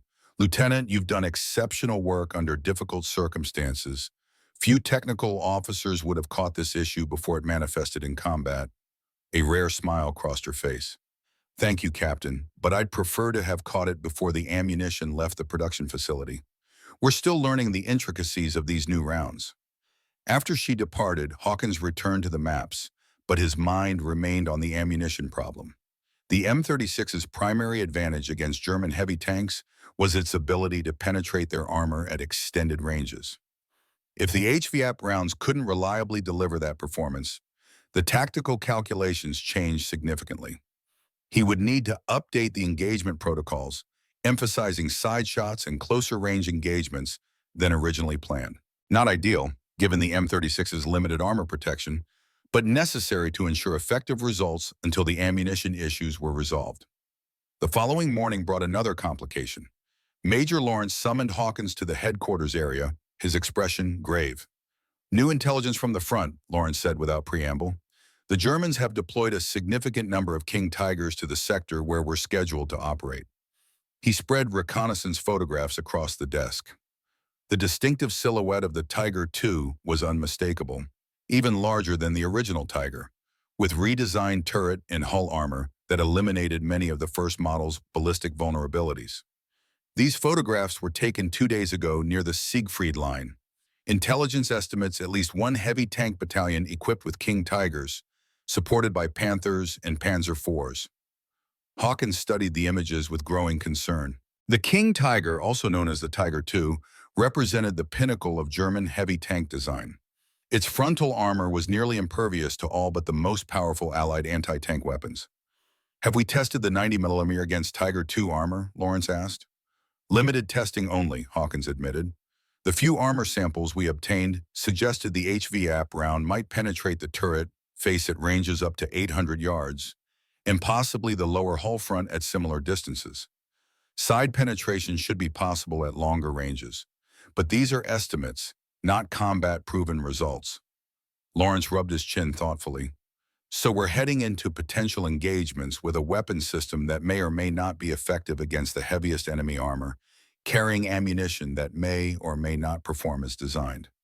That's an accurate assessment, Major. Wonderful. Lawrence's tone was desert dry. And General Hayes expects us to be fully operational and combat ready 5 days after arrival. We should brief the company commanders on the updated intelligence and potential ammunition issues, Hawkins suggested. They need to adjust their tactical planning accordingly. Agreed, my son, and I want you to develop specific engagement protocols for dealing with these king tigers. We can't afford to learn through trial and error when lives are at stake. The channel crossing was scheduled for the following day, weather permitting. As the battalion made final preparations, Hawkins worked with Lieutenant Winters to develop detailed guidelines for engaging Tiger IIs with the M36. The gun depression limitation will be critical, Winters noted as they examined technical schematics. The M36 can't depress its main gun below -10 degrees. That means on uneven terrain, particularly when firing from elevated positions, crews may struggle to hit the lower hull of a King Tiger, which is theoretically more vulnerable than the turret front. Good point. We'll need to emphasize proper positioning to ensure optimal firing solutions. Hawkins made notes on the tactical directive they were preparing. And given the potential HVAP performance issues, we should recommend multiple hits on the same target area to ensure penetration. They worked through the night, revising the engagement protocols and preparing briefing materials for the battalion officers. By dawn, they had produced a comprehensive tactical directive specifically addressing the challenge of King Tigers. The channel crossing proceeded on schedule. The M36 is loaded onto LST's landing ship tank for the journey to France. Hawkins used the time aboard ship to conduct additional training with the vehicle commanders and gunners, emphasizing the updated intelligence and ammunition considerations. The key to success against German heavy armor isn't just firepower, he explained to a group of sergeants gathered in the ship's mess. It's positioning, coordination, and patience. You need to set up interlocking fields of fire, engage from concealed positions, and target vulnerable areas, side armor, rear engine compartments, tracks, and drive wheels. The sergeants listened attentively, many taking notes. These were experienced men who had already faced German tanks in combat, often with inadequate weapons. They understood the stakes better than most. One final point, Hawkins concluded. The M36 gives you a fighting chance against any German tank, but it's not invincible. Don't let the power of the 90mm gun lure you into taking unnecessary risks. This is still a tank destroyer, not a heavy tank. Use your mobility and standoff capability. Hit first, hit hard, then relocate before they can respond effectively. As the LSTs approached the French coast, Hawkins stood on the deck with Major Lawrence, watching the shoreline grow larger on the horizon. The beaches, once the scene of desperate fighting during the D-Day landings, now bustled with Allied logistics operations, supply depots, vehicle parks, maintenance facilities, all supporting the enormous effort to sustain the push into Germany. Hard to believe it's the same place I landed 8 months ago, Lawrence commented. Feels like a lifetime. You came in on D-Day? Hawkins asked. Omaha Beach with an M10 battalion. Lost 3 vehicles before we even reached the seawall. Lawrence's expression remained impassive, but his voice tightened slightly. The Germans had every approach zeroed with 88s. They were killing us at ranges our 3-inch guns couldn't hope to match. That won't be the case with the M36, Hawkins assured him. The 90mm can reach out and touch them at their own preferred engagement distances. We'll see soon enough. Word from the front is that the Germans are preparing for a counter-thrust near Aachen. If true, our battalion will likely be committed to that sector within days of reaching the front. The LSTs ground to a halt on the beach, their bow ramps lowering to allow the vehicles to disembark. One by one, the M36s rumbled down onto the sand, their tracks digging in as they navigated toward the hardened exit routes that led inland. The distinctive profile of the tank destroyers with their massive 90mm guns drew curious looks from other soldiers operating in the beach area. Within hours, the entire battalion had disembarked and assembled in a staging area 5 miles inland. Maintenance crews immediately began checking the vehicles for any issues resulting from the sea journey, while the battalion staff established a temporary headquarters in a partially damaged French farmhouse. Lieutenant Winters sought out Hawkins as he supervised the offloading of ammunition. "Captain, I've received word from the forward depot. The additional HVAP shipment has been approved but delayed due to transportation issues. Estimated arrival is 3 days from now." 3 days could be cutting it close depending on when we're committed to combat, Hawkins replied. "Have you inspected the current stock since arrival?" "Yes, no additional issues identified. I've instructed the ammunition handlers on proper storage and handling procedures to minimize any further deterioration." Their conversation was interrupted by the arrival of a staff car bearing divisional insignia. A colonel emerged, accompanied by several junior officers carrying map cases and document pouches. "Looks like we're about to get our marching orders," Hawkins observed. Lawrence joined them as the colonel approached, exchanging salutes before leading the senior officer toward the farmhouse headquarters. The battalion officers followed, with Hawkins and Winters bringing up the rear. Inside, maps were quickly spread across a makeshift table, a door removed from its hinges and supported by ammunition crates. The colonel, who introduced himself as Colonel Robert Davis from 3rd Army G3 Operations, wasted no time on pleasantries. "Gentlemen, your battalion is being committed to action immediately. German armor is massing near Aachen for what intelligence believes will be a significant counterattack aimed at splitting our forces advancing toward the Rhine. Your M36s are the only units in the sector with weapons capable of reliably engaging Panthers and Tigers at standoff ranges." He indicated positions on the map with a wooden pointer. "You'll move out at 0500 tomorrow, proceeding to this assembly area 20 miles from the current front line. From there, you'll be attached to the 4th Armored Division, which is responsible for securing the southern flank of the penetration toward Cologne." Lawrence studied the map carefully. "What's the terrain like in the engagement area, Colonel?" "Rolling countryside with scattered woodlots, several small villages, and numerous hedgerows. The approaches from the German side include several ridgelines that offer good observation and fields of fire. That's where we expect them to position their heavy armor." "And our intelligence on enemy strength and disposition?" Lawrence pressed. "Latest estimates suggest one reinforced Panzer division, including at least one company of Tiger IIs, 2 companies of Panthers, and supporting infantry and artillery. They appear to be concentrating for a thrust along this axis." Davis traced a line on the map.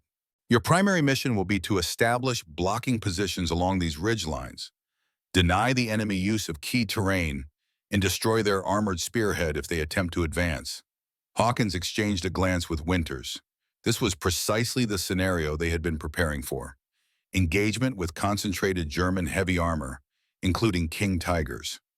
The M36s would face their baptism of fire against the most formidable opponents on the battlefield.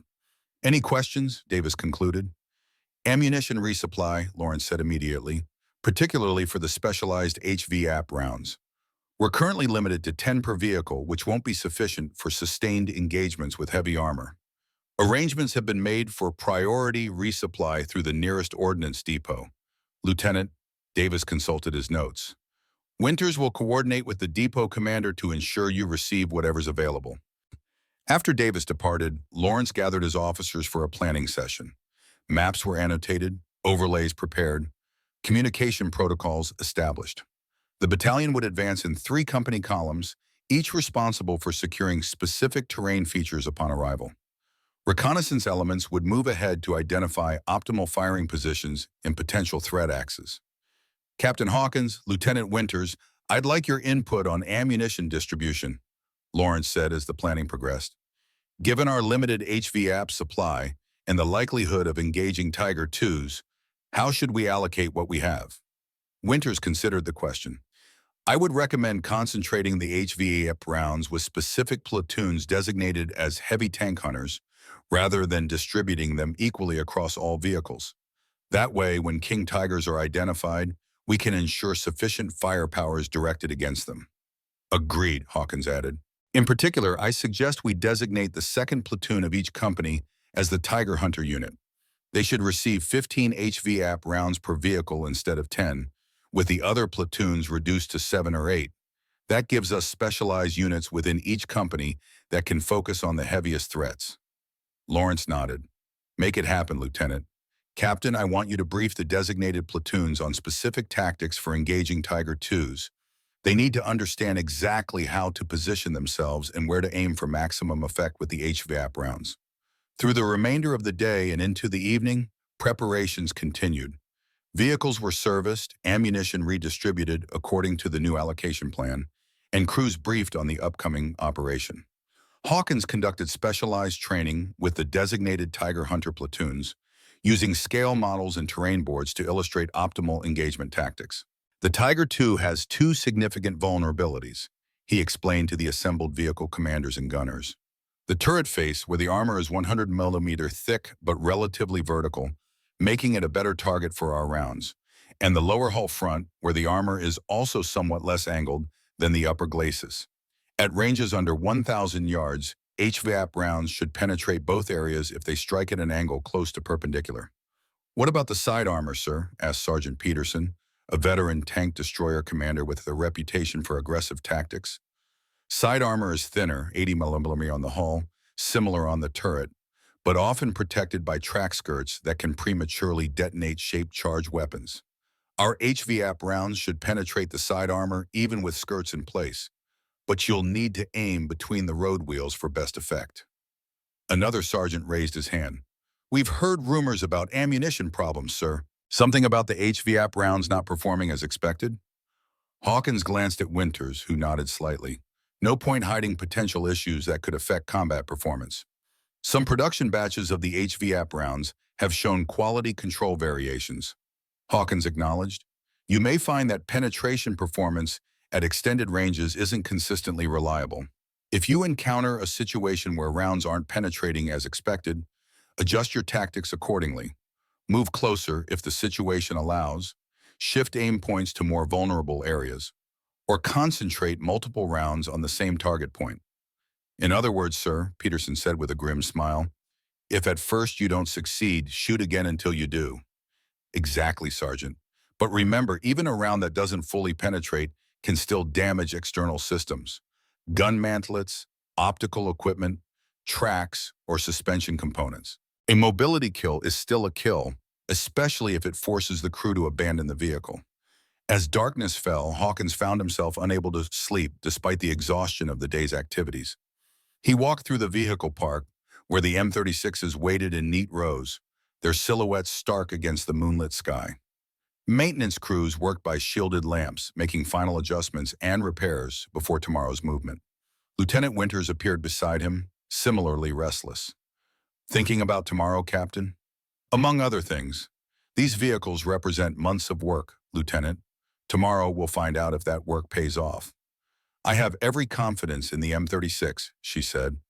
"The 90mm gun is the most powerful tank weapon in the American arsenal. Even with the ammunition concerns, it's a significant improvement over anything our forces have previously deployed against German armor." "It's not just about the technology," Hawkins replied.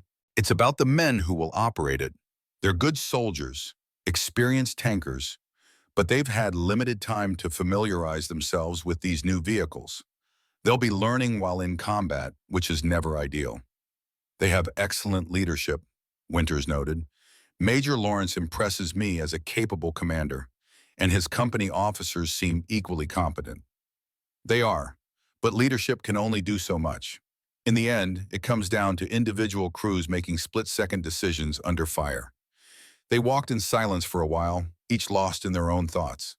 The sounds of the assembly area surrounded them, engines being tested, orders called out, the occasional distant rumble of artillery from the front lines miles away. "I've requested permission to accompany the battalion headquarters element during the initial engagements," Winters said suddenly, "to observe ammunition performance firsthand."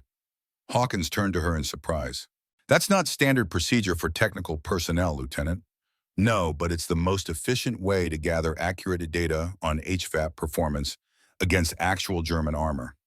The reports from Aberdeen testing are one thing, combat results are another entirely. It's also considerably more dangerous. Headquarters elements are priority targets for German artillery and airstrikes."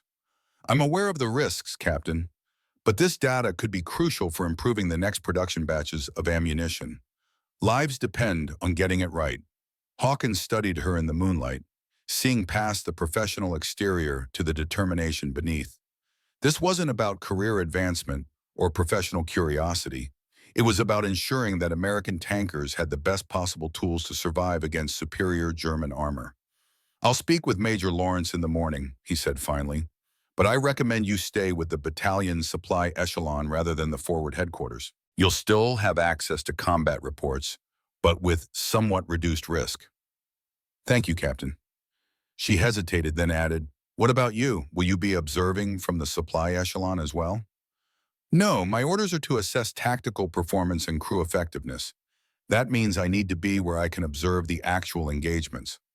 "With one of the Tiger Hunter platoons, I presume?" Hawkins nodded. "Second platoon, a company. Captain Miller has agreed to let me ride in his command vehicle for the initial operations." "Be careful, Captain. The 90mm gun is powerful, but it's not magic. Those King Tigers are formidable opponents." "I've faced them before, Lieutenant, in vehicles far less capable than the M36. He managed a slight smile. "Get some rest. Tomorrow will be a long day." Dawn brought clear skies and the organized chaos of a battalion preparing to move toward the front. Vehicles formed into company columns, crews performed final checks, and officers consulted maps one last time. At precisely 0500, the lead elements began to move out, the distinctive rumble of the four GAA V8 engines filling the morning air. Hawkins rode in the command M36 of A Company's 2nd Platoon, positioned in the turret beside Lieutenant Parker, the platoon leader. From this vantage point, he could observe the surrounding terrain while monitoring the battalion's radio net. The journey toward the assembly area proceeded without incident for the first several hours. The columns moved through areas well behind the front lines, passing supply depots, artillery positions, and infantry units resting after recent action. Occasionally, military police directed them at road junctions, ensuring their route remained clear of conflicting traffic. By mid-afternoon, they began to encounter signs of more recent combat: shell craters in fields, damaged buildings, abandoned equipment. The distant sound of artillery grew more pronounced, a constant reminder of the active front they were approaching. "First time in a tank destroyer, Captain?" Lieutenant Parker asked during a brief halt to allow the columns to regroup. "No, I commanded an M10 battalion in Italy before being assigned to the M36 development program," Hawkins replied. "But this is my first time in an M36 under field conditions." Parker nodded. "My crew transferred from M18 Hellcats. Faster vehicles, but that 76mm gun just couldn't handle Panthers head-on. We learned to aim for tracks and side shots, but it was never an even fight." "The 90mm will change that equation," Hawkins assured him, "especially with the HV-AP rounds your platoon has been issued." "Looking forward to putting them to the test, sir." Parker's expression turned serious. "Word from scouts ahead is that German armor is indeed massing for a counter-thrust. We may see action sooner than expected." The radio crackled with a transmission from battalion headquarters. "All units, Thunderbolt 6. New intelligence indicates enemy armor movement 15 kilometers east of objective area. Accelerate advance to assembly positions. Acknowledge." Company commanders responded in sequence, confirming the new orders. The columns increased their pace, pushing toward the designated assembly area with greater urgency. By late afternoon, the battalion had reached its assigned position, a series of low ridges overlooking a broad valley that one of the officers described as perfect tank country. Companies deployed according to the operational plan, with the Tiger Hunter platoons positioned to cover the most likely approaches for German heavy armor. Hawkins accompanied Lieutenant Parker as he selected precise firing positions for each of his 4 M36s. The terrain offered good opportunities for hull-down deployment, with only the turrets exposed above the ridgeline. Fields of fire were excellent, extending to nearly 2,000 yards across the valley floor. "Position your vehicles here, here, here, and here," Parker instructed his section leaders, marking spots on his map. "Stagger your positions to provide overlapping fields of fire, but maintain sufficient separation to avoid multiple vehicles being hit by the same artillery concentration." The crews worked efficiently, maneuvering their vehicles into position, then camouflaging them with branches, netting, and whatever other materials were available. Within an hour, the M36s were remarkably well concealed, visible only to the most careful observer.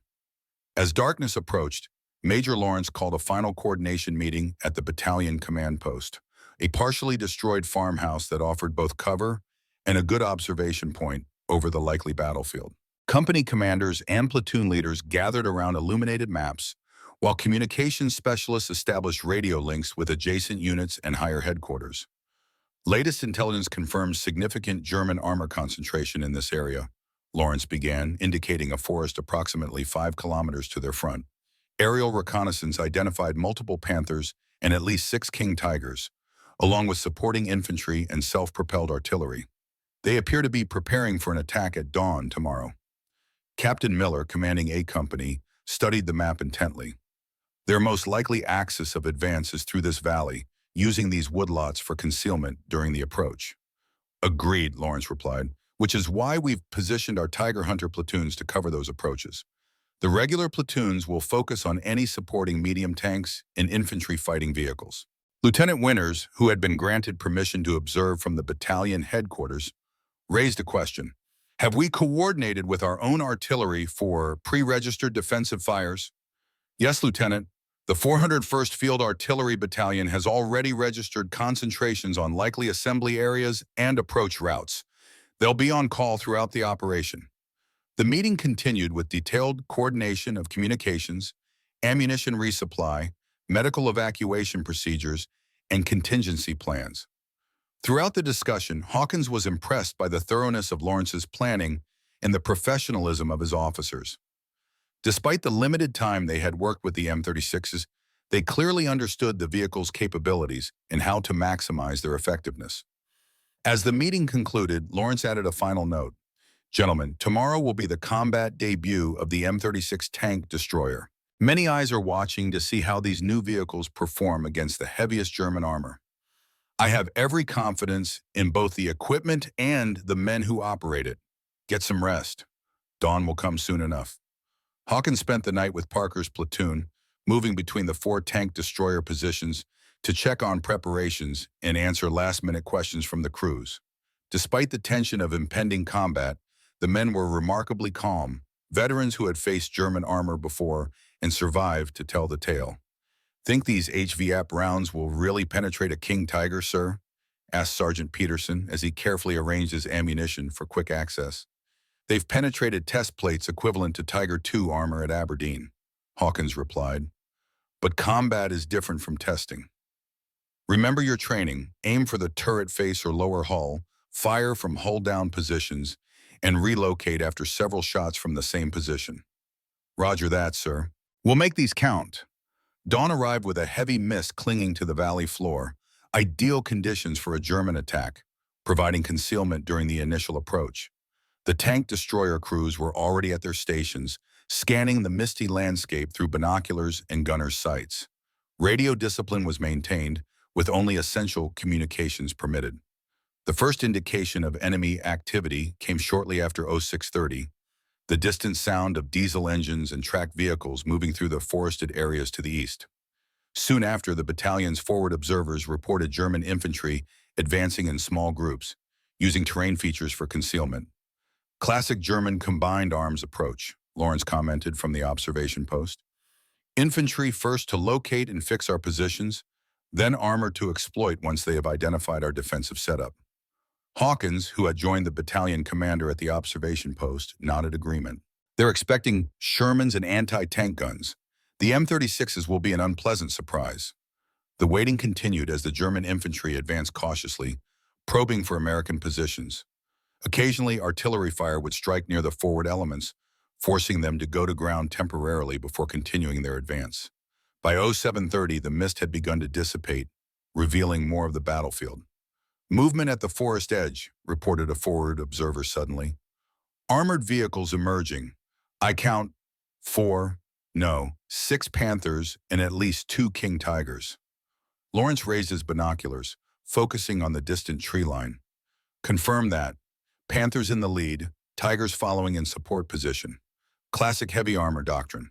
The German tanks advanced slowly, maintaining careful spacing while using terrain features for partial concealment.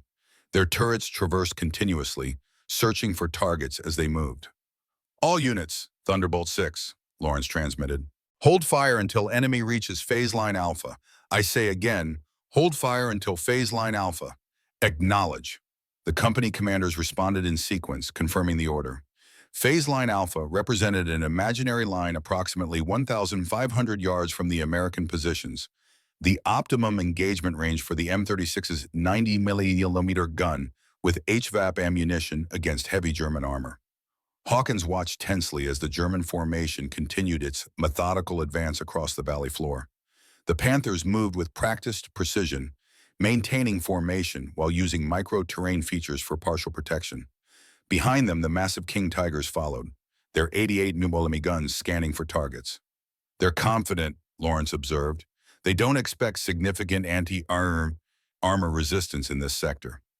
"About to get a rude awakening," Hawkins replied, checking his watch. At the current rate of advance, the German armor would reach phase line alpha within minutes. The radio crackled. "Thunderbolt 6, this is Apache 2-6. Enemy armor crossing phase line alpha. Request permission to engage." Lawrence keyed his microphone. "All Apache elements, this is Thunderbolt 6. You are cleared to engage. Tiger Hunter platoons focus on heavy armor. Standard platoons engage Panthers. Fire at will." For a moment, nothing happened. Then, almost simultaneously, multiple 90mm guns roared across the ridgeline. Through his binoculars, Hawkins watched as the first volley struck the German formation. Two Panthers were hit immediately, one erupting in flames as the round penetrated its turret. A King Tiger was also struck, but the shell appeared to bounce off its frontal armor. "HVAP rounds show mixed results against Tiger II frontal armor," he noted for Winters, who was recording observations in a technical journal. "Standard AP effective against Panther turrets at this range." The German response was immediate. Tanks slewed to face the threat. Main guns elevated to target the ridgeline where the M36s were positioned. Within seconds, 75mm and 88mm rounds were screaming toward the American positions, striking close to several tank destroyers, but not scoring direct hits thanks to their well-concealed, hull-down positions. The battle was joined in earnest now, with both sides exchanging fire at a rapid pace. The M36s demonstrated their worth immediately, their 90mm guns consistently penetrating Panther armor while keeping the heavier Tiger IIs at bay. The German tanks struggled to identify the well-camouflaged American vehicles, often firing at muzzle flashes rather than confirmed targets. Lawrence maintained tight control of the engagement, directing companies to focus fire on specific threats and ordering individual platoons to relocate when German fire began to zero in on their positions. The Tiger Hunter platoons, with their concentrated supply of HVAP ammunition, focused exclusively on the King Tigers, targeting their turret faces and lower hull fronts, as training had emphasized. Hawkins moved to a different observation point to better assess the performance of Parker's platoon. Through his binoculars, he watched as Sergeant Peterson's M36 fired at a King Tiger that had advanced beyond its supporting infantry. The HVAP round struck the German tank's turret face squarely, resulting in a visible flash and smoke, but no catastrophic damage. A second round hit moments later in nearly the same spot, and this time the effect was dramatic. The Tiger's turret hatch flew open, and crew members began bailing out as smoke poured from the interior. "Mobility kill on King Tiger at grid reference 124835. Parker reported calmly over the radio. "Crew abandoning vehicle." Similar reports came in from other platoons as the American tank destroyers systematically engaged the German armor. The Panthers, more numerous but less heavily armored, suffered particularly heavy losses. Within 30 minutes, 5 had been destroyed or disabled, with only one M36 lost to a direct hit from a Tiger's 88mm gun. The King Tigers proved more resilient, as expected. Their frontal armor defeated several HVAP rounds, particularly at the longer ranges and when impact angles were less than optimal. But even these behemoths weren't invulnerable. By concentrating fire on specific vehicles and targeting the less well-armored turret faces, the M36s managed to disable 3 of the 6 identified Tiger IIs. By mid-morning, the German attack had stalled completely. With nearly half their armor destroyed or disabled and American artillery beginning to target their infantry support, the remaining German tanks began a tactical withdrawal toward the forest from which they had emerged. "All units, Thunderbolt 6, hold positions and maintain observation. Do not pursue," Repeat, do not pursue. Lawrence's order reflected standard tank destroyer doctrine. Engage from prepared positions, then hold rather than chase retreating armor into potential ambush situations. As the Germans withdrew, Hawkins joined Lieutenant Parker in assessing the results. The valley floor was littered with burning or disabled German tanks, a testament to the effectiveness of the M36 and its powerful 90mm gun. Assessment, Lieutenant? Hawkins asked. The gun works, sir, Parker replied with understated satisfaction. Standard AP handled the Panthers without difficulty. HVAP against the King's Tigers was more variable. Some rounds penetrated cleanly, others seemed to have reduced effect. We found that concentrated fire on the same target area eventually produced results, even against frontal armor. Crew reactions to the vehicle itself? Positive overall.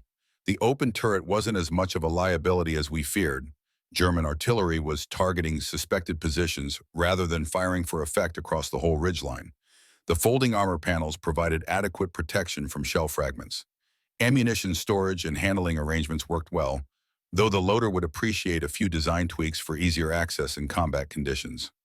Hawkins nodded, making mental notes. Casualties? One vehicle destroyed in 3rd Platoon, direct hit from a Tiger's 88mm through the front hull. 2 crew survived with injuries, 3 killed.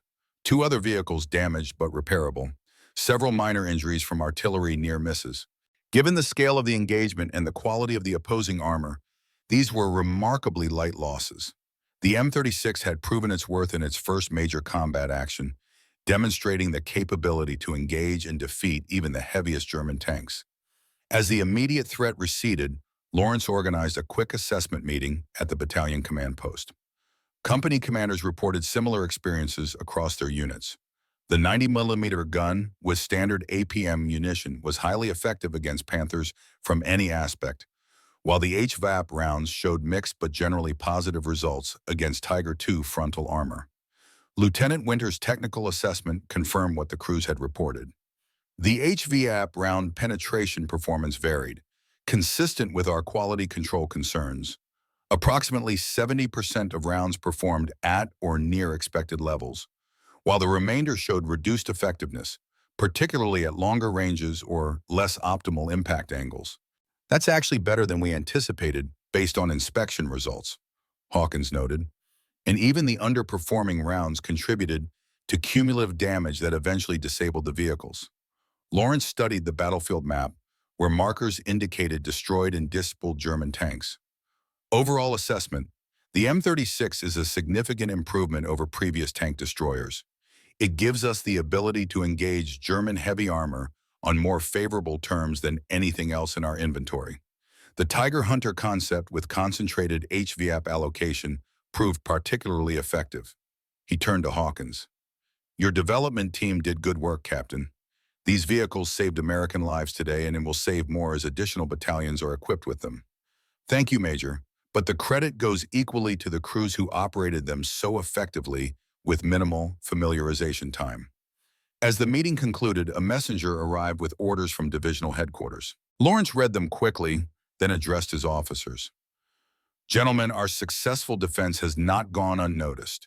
The division commander sends his congratulations and has new orders for us. The German armored thrust having been defeated, we're to advance tomorrow as a part of a larger offensive toward the Rhine. Our M36s will provide the anti-armor backbone for a combined arms push through what intelligence believes is now a weakened sector of the German line. The officers exchanged glances. After the defensive success, they were now being asked to support an offensive operation, a different tactical challenge that would test other aspects of the M36's capabilities. Captain Hawkins, Lieutenant Winters, I'd like your input on how best to employ the M36s in an offensive role, Lawrence continued. This wasn't their original design intent, but circumstances require flexibility. Hawkins considered the question carefully. The key principle remains the same. The M36 is not a breakthrough tank. It's a tank destroyer. In offensive operations, I'd recommend deploying them in overwatch positions to support the main advance. They can provide long-range fire support, neutralize identified German armor before it can engage our own tanks, and move forward in bounds to maintain coverage as the attack progresses. Exactly what I was thinking. Lawrence agreed. We'll coordinate with the Sherman battalions to establish a leapfrog advance pattern, M36s in overwatch, while Shermans advance, then Shermans provide covering fire while the M36s displace forward. The planning continued well into the evening with detailed coordination of routes, objectives, communication protocols, and ammunition resupply. The additional HVAP rounds that Winters had requested arrived just before midnight, a welcome reinforcement that would prove valuable in the coming operation. As Hawkins finally sought rest in the early hours, he reflected on the day's events. The M36 had met its first test and emerged successful.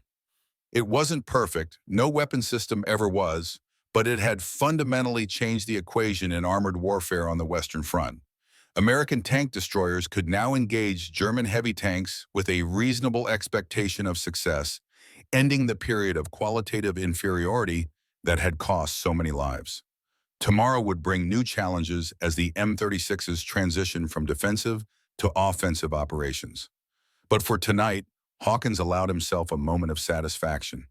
The months of development, testing, and refinement had paid off. The tank destroyer was proving its worth where it mattered most, on the battlefield, against the most formidable opponents the Germans could field. As he drifted towards sleep, his thoughts turned to Joe Miller, whose death in Tunisia had set him on this path. "We did it, Joe," he murmured to the darkness.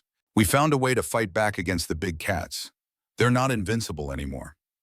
The distant sound of artillery provided a fitting backdrop to his thoughts, a reminder that the war continued, that tomorrow would bring fresh challenges, and that many battles remained before victory would be secured. But tonight, at least, American tankers faced those prospects with a new and powerful ally in their arsenal. The eastern horizon glowed faintly as dawn approached, casting the German countryside in shades of deep blue. Captain Robert Hawkins stood on a small rise overlooking the assembly area where the 805th Tank Destroyer Battalion prepared for the day's advance. Silhouetted against the brightening sky, the distinctive profiles of the M36s with their long 90mm guns presented a formidable sight. 3 days had passed since their successful defense against the German armored thrust. 3 days of steady advancement as part of the larger Allied offensive pushing toward the Rhine River. The battalion had performed admirably in its new offensive role, providing overwatch for the advancing Sherman tanks and neutralizing German armor before it could effectively engage the American forces. "Penny for your thoughts, Captain?" Lieutenant Claire Winters approached, carrying 2 steaming cups of coffee. She offered one to Hawkins, who accepted it gratefully. "Just reflecting on how far we've come," he replied. 3 months ago, these vehicles were still on the drawing board at Aberdeen. Now they're spearheading the advance toward Germany's heartland." Winters nodded, sipping her coffee. "The combat data has been invaluable. I've compiled comprehensive reports on the HVAP round performance against various German armor types and angles. The production facilities back home are already implementing modifications based on our findings. How's the ammunition situation now?" "Much improved. The forward depot received a substantial shipment yesterday. Each M36 now has 15 HVAP rounds, with standard APE in adequate supply as well." Hawkins nodded his approval. Ammunition logistics had been a constant concern, particularly for the specialized HVAP rounds that made the critical difference when engaging the heaviest German tanks. The increased allocation would provide greater tactical flexibility in the coming operation. "Today's advance will be challenging," he noted, studying the terrain ahead. "The Siegfried Line defenses are formidable, even where they've been partially breached. And intelligence suggests the Germans have concentrated their remaining armor to protect the approaches to the Rhine crossings." "Including more King Tigers?" "At least a company's worth, according to reconnaissance reports. They're conserving their heaviest assets to defend what they consider the final natural barrier before their homeland." Winters studied his profile in the growing light. "You seem concerned despite our success so far." Hawkins took a moment before responding. "The nature of the engagement is changing.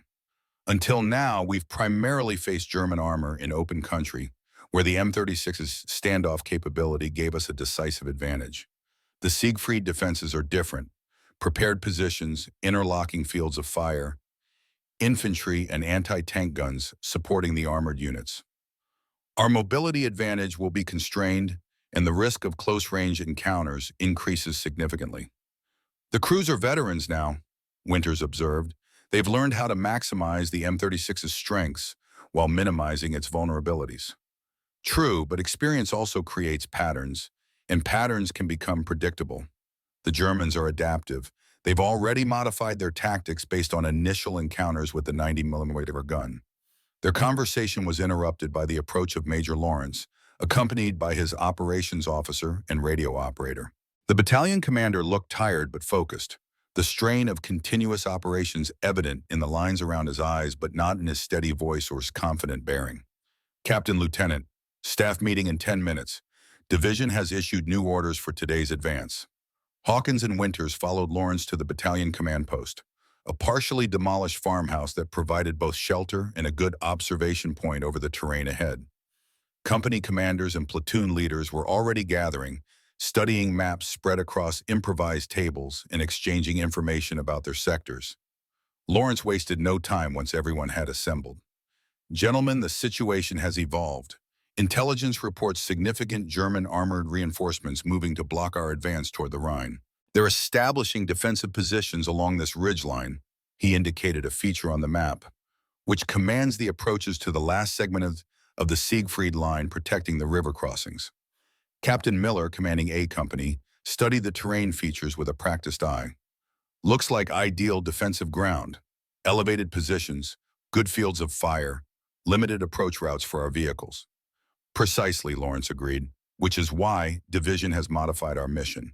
Instead of continuing the frontal advance, we're to execute a flanking maneuver through this valley to the north. If successful, we'll emerge behind the German defensive line, threatening their supply routes and forcing them to redeploy their armor. The officers leaned closer, examining the proposed route. It led through rough terrain, including dense woods and several small villages, challenging ground for armored vehicles but offering concealment from German observation. The key to success, Lawrence continued, is speed and surprise. We need to move through this corridor before the Germans realize what we're attempting and shift their reserves to block us. Once we emerge here, he tapped a point on the map, we'll be in position to engage their rear areas and cut their primary supply route. Lieutenant Parker, whose second platoon had distinguished itself in the earlier engagements, raised a concern. Sir, that route takes us through some very confined terrain. If we're detected mid-movement, our M36s will be vulnerable without adequate room to maneuver. A valid concern, Lieutenant. That's why we're not going alone. A battalion of infantry will move ahead of us to secure the route and provide close protection through the most restrictive segments. 2 companies of Shermans will accompany us to handle any immediate threats, while our M36s deploy to engage heavier opposition. The discussion continued, addressing specific tactical challenges, communication protocols, and contingency plans. Throughout the briefing, Hawkins observed the officers' reactions. They were professional and focused, but he detected an undercurrent of tension. This operation represented a significant departure from the tank destroyer doctrine they had trained for and successfully employed thus far. As the meeting concluded, Lawrence pulled Hawkins aside. Your thoughts, Captain? You've been unusually quiet during the briefing. It's an audacious plan, Major. If successful, it could crack open the entire German defensive system guarding the Rhine approaches. But you have reservations. Hawkins chose his words carefully. The M36 was designed primarily for defensive operations or open country maneuver, where its gun range could be maximized. This flanking movement will take it through terrain that negates many of its advantages while potentially exposing its vulnerabilities. Lawrence nodded, unsurprised by the assessment. I share some of your concerns, but Division believes this approach offers better prospects for success than continuing in the frontal assault against prepared positions. They're particularly concerned about conserving infantry strength for the eventual Rhine crossing operations. I understand the strategic rationale. My concern is tactical, ensuring the M36s are employed in ways that maximize their effectiveness while minimizing crew risk. Which is why I'd like you to accompany Captain Miller's company for this operation. A company will be in the most exposed position once we emerge from the concealed route. Your experience with the M36's capabilities and limitations could prove valuable if they encounter concentrated German armor. Hawkins recognized both the request and the implied concern. Lawrence wanted his technical expertise with the battalion's lead element, where critical engagement decisions might need to be made under pressure. Of course, Major. I'll join Captain Miller immediately to coordinate. As Hawkins turned to leave, Lawrence added, "One more thing, Captain. Lieutenant Winters has requested permission to accompany the battalion headquarters element during this operation. Given the technical nature of her role, I'm inclined to refuse and have her remain with the support echelon. Your thoughts?" Hawkins hesitated. His instinct was to keep Winters safely back with the support units away from the increased risks of this operation. But he also knew the value of her technical expertise in the field, particularly if ammunition performance issues arose during critical engagements. "Lieutenant Winters has provided invaluable technical support during our previous operations," he said finally. "Her presence with the headquarters element has allowed for real-time assessment of ammunition performance and immediate tactical adjustments. I believe that justifies the additional risk, especially given the importance of this mission." Lawrence studied him for a moment, then nodded. "Very well, I'll approve her request. Now get to Miller's company." We move out in 30 minutes. The flanking movement began in the pre-dawn darkness, with infantry leading the way through the restricted terrain. The M36s followed in column, maintaining careful spacing to avoid bunching up in vulnerable concentrations. Captain Miller's A Company led the tank destroyer elements, with Hawkins riding in the command vehicle alongside the company commander. Progress was slower than planned. The route, while concealed from German observation, presented numerous challenges for tracked vehicles. Narrow forest paths, stream crossings, and occasionally steep gradients. By mid-morning, they had covered only half the distance to their objective, and tension mounted as the element of surprise became increasingly time-limited. "We need to increase our pace," Miller commented, as they paused briefly to allow the column to close up after a particularly difficult segment. "If we don't reach the exit point by noon, the Germans will have had time to detect our movement and reposition their forces."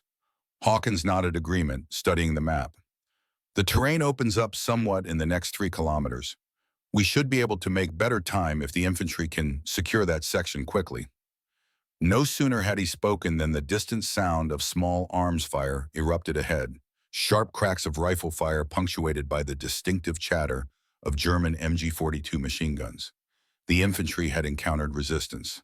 Miller immediately began issuing orders, directing his platoons to deploy to support the infantry while maintaining the column's integrity for continued advance once the opposition was cleared.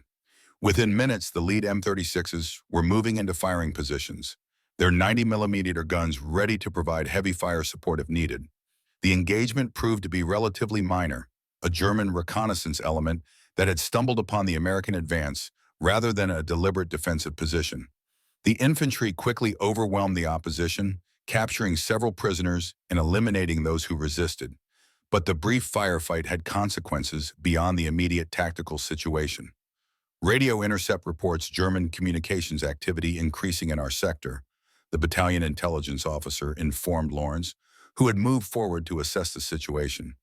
"They know something's happening here, even if they haven't identified our main force yet." "Then we need to accelerate," Lawrence decided.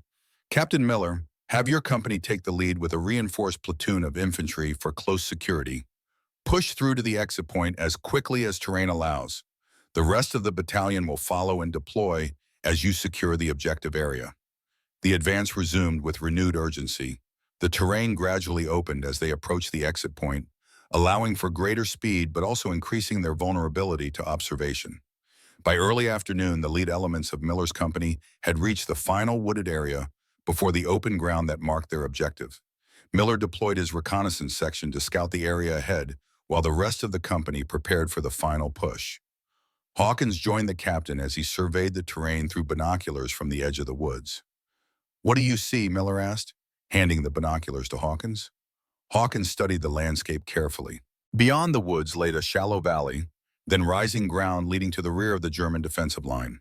Several small villages dotted the area, with a network of roads connecting them to larger supply routes. Most significantly, he could see vehicle movement in the distance, German transport and possibly armor repositioning in response to reports of American activity in the sector. "There are moving reinforcements," he observed, "but they don't appear to have identified our exact position or strength yet. If we can deploy rapidly into those elevated positions to the northeast, We'll have excellent fields of fire over their rear areas and supply routes. Miller nodded agreement. That matches my assessment. I'll position the company there as soon as the reconnaissance confirms the approach is clear. The reconnaissance returned with both promising and concerning news. The immediate area was free of German forces, creating an opportunity for unopposed deployment to the advantageous positions Hawkins had identified.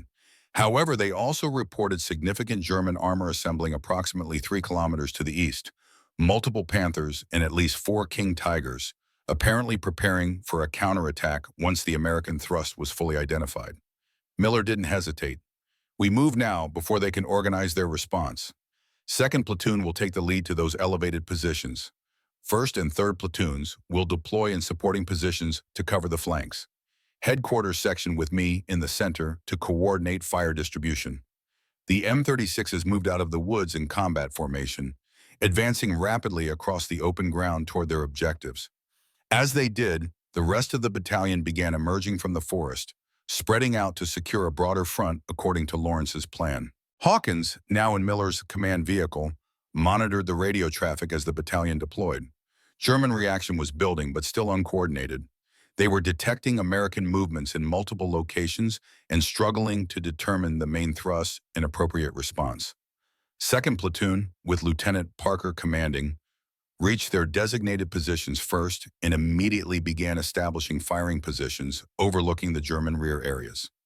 The elevated ground provided excellent fields of fire, just as Hawkins had anticipated.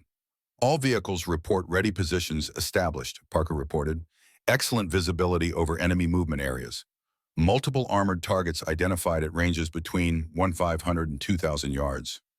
Hold fire, Miller ordered. Wait until the entire company is in position and fire distribution can be coordinated. We want maximum effect from the initial volley. Within 15 minutes, the entire company had reached its positions and deployed for action. Lawrence arrived with the battalion headquarters element, establishing a command post from which he could direct the overall operation. Lieutenant Winters accompanied him, immediately setting up her technical observation post to monitor ammunition performance. A company reports ready in all positions, Miller informed Lawrence. Enemy armor continuing to assemble in the vicinity of Hill 241, approximately 1,800 yards from our current position, counting at least 6 Panthers and 4 King Tigers, with additional armored vehicles still arriving. Perfect, Lawrence replied. They're concentrating their heavy assets exactly where we want them, within effective range of our 90mm guns, but still unaware of our exact position. The rest of the battalion is deploying now to expand our coverage. We'll commence firing on my order once full deployment is complete. The tension mounted as the American forces completed their deployment, while the Germans continued to mass their armor, still unaware of the threat developing on their flank. By the time Lawrence gave the order to commence firing, the 805th Tank Destroyer Battalion had 32 M-36s in firing positions overlooking the German assembly area, with optimal fields of fire and pre-calculated range data. All units Thunderbolt 6, fire at will. Tiger Hunter platoons engage heavy armor. Standard platoons target Panthers and supporting vehicles. The coordinated volley that followed was devastating. 32 90mm guns fired almost simultaneously, their rounds streaking toward the unsuspecting German formation. Through his binoculars, Hawkins watched as the shells struck with remarkable accuracy, the benefit of unhurried preparation and ideal firing positions. The effect on the German armor was catastrophic. 3 Panthers erupted in flames immediately, their ammunition stores detonating in spectacular secondary explosions. A King Tiger, struck by multiple HVAP rounds in rapid succession, shed its turret completely as internal explosions tore the massive vehicle apart. Other tanks, damaged but not destroyed, began maneuvering frantically to respond to the unexpected threat. The German reaction, while initially chaotic, developed quickly. Surviving tanks began orienting toward the American positions, their guns elevating to engage the threats on higher ground. Artillery fire started falling near the American positions as German observers called in coordinates. All units continue engaging primary targets, but prepare to relocate on order, Lawrence directed. Enemy artillery beginning to range our positions. The battle developed into a deadly duel between American tank destroyers and German armor. The M36s, firing from advantageous positions with the superior penetrating power of their 90mm guns, maintained the initial advantage. The HVAP rounds proved particularly effective against the King Tigers at these ranges, consistently penetrating even their formidable frontal armor when multiple hits concentrated on the same area. But the Germans were not easily defeated. Their remaining tanks began using smoke to conceal their movements, while their artillery fire became increasingly accurate. Several M36s were damaged by near misses, and one was destroyed completely by a direct hit from a King Tiger's 88mm gun that penetrated its hull front. Second platoon, displaced to alternate positions now, Miller ordered as German artillery began concentrating on their area. First platoon, increase fire to cover their movement. The practice crews executed the maneuver smoothly, withdrawing in sequence to prepared alternate positions while maintaining continuous fire on the German armor. The movement disrupted the increasingly accurate German artillery fire and preserved the American advantage. As the engagement continued, Hawkins observed the battlefield dynamics with a professional eye. The M36s were performing exactly as designed, using their superior gun range and penetration capability to engage German heavy armor from standoff distances, then relocating before effective counterfire could be brought to bear. The tank destroyer doctrine, refined through months of development and testing, was proving its worth in actual combat. Lieutenant Parker's voice came over the radio, his tone urgent but controlled. Captain Miller, 2nd Platoon reports large German armored force approaching from the northeast, moving rapidly toward our flank. Multiple Panthers and at least 2 King Tigers, supported by infantry in half-tracks. The German counterattack was developing. A force held in reserve now committed to strike at the American flank while the frontal engagement continued. It was a classic German tactic, leveraging their experience and tactical flexibility to respond to unexpected threats. Lawrence, monitoring all communications, immediately grasped the situation. B Company, reorient to engage the flanking force. C Company, maintain pressure on the primary targets. A Company, prepare to support either sector as the situation develops. The battle entered a new phase as the American forces adjusted to the German counterthrust. The M36s of B Company swung to meet the new threat, engaging the advancing German armor as it emerged from concealing terrain. The 90mm guns again proved their worth, stopping the German advance with accurate fire that destroyed 3 Panthers in rapid succession. But the German force pressed forward despite their losses, using terrain features for partial cover as they closed the distance. As they approached to within 1,000 yards, the engagement dynamics shifted. At these shorter ranges, the German tanks' own guns became increasingly effective, while their heavier armor provided greater protection against the American rounds. B Company reports increasing pressure on their sector, Lawrence's operations officer reported. German infantry deploying to support their armor advance. Request permission to commit the reserve Sherman Company to reinforce that flank. Granted, Lawrence decided immediately, and redirect A Company's 3rd Platoon to support B Company's right flank. Captain Miller, coordinate with Captain Johnson to establish interlocking fields of fire. Miller acknowledged the order and began redirecting his forces. As he did, a sudden increase in German artillery fire indicated another phase of their counterattack developing. Multiple smoke rounds exploded in front of the American positions, obscuring observation of the battlefield. They're preparing for a major push, Hawkins observed, using the smoke to cover their advance until they're within effective range of their main guns. Miller nodded agreement. Standard tactic when they're facing superior long-range firepower. They need to close the distance to negate our advantage. All vehicles, adjust fire to cover likely approach routes through the smoke, Miller ordered his remaining platoons. Use ranging shots to identify targets, then concentrate fire on confirmed contacts. The battle descended into a confused engagement through smoke and dust, with vehicles on both sides firing at muzzle flashes in suspected movement rather than clearly identified targets. The advantage began shifting toward the Germans, whose heavier armor provided greater protection in this type of close-range encounter. We need to regain standoff distance, Hawkins advised Miller. The M36 isn't designed for this kind of toe-to-toe slugging match, especially against King Tigers. Agreed, but disengaging under fire is one of the most difficult maneuvers in armored warfare, Miller replied, studying his map. We need a coordinated effort with covering fire to allow systematic withdrawal to those positions on the higher ground to the west. Lawrence had reached the same conclusion. His order came through moments later. All units execute staged withdrawal to phase line Bravo. Companies will withdraw in sequence with mutual supporting fire. Order of movement: a company first, then B company, C company providing final covering fire. The carefully orchestrated withdrawal began immediately, with Miller's A company breaking contact first, while the other companies increased their fire to cover the movement.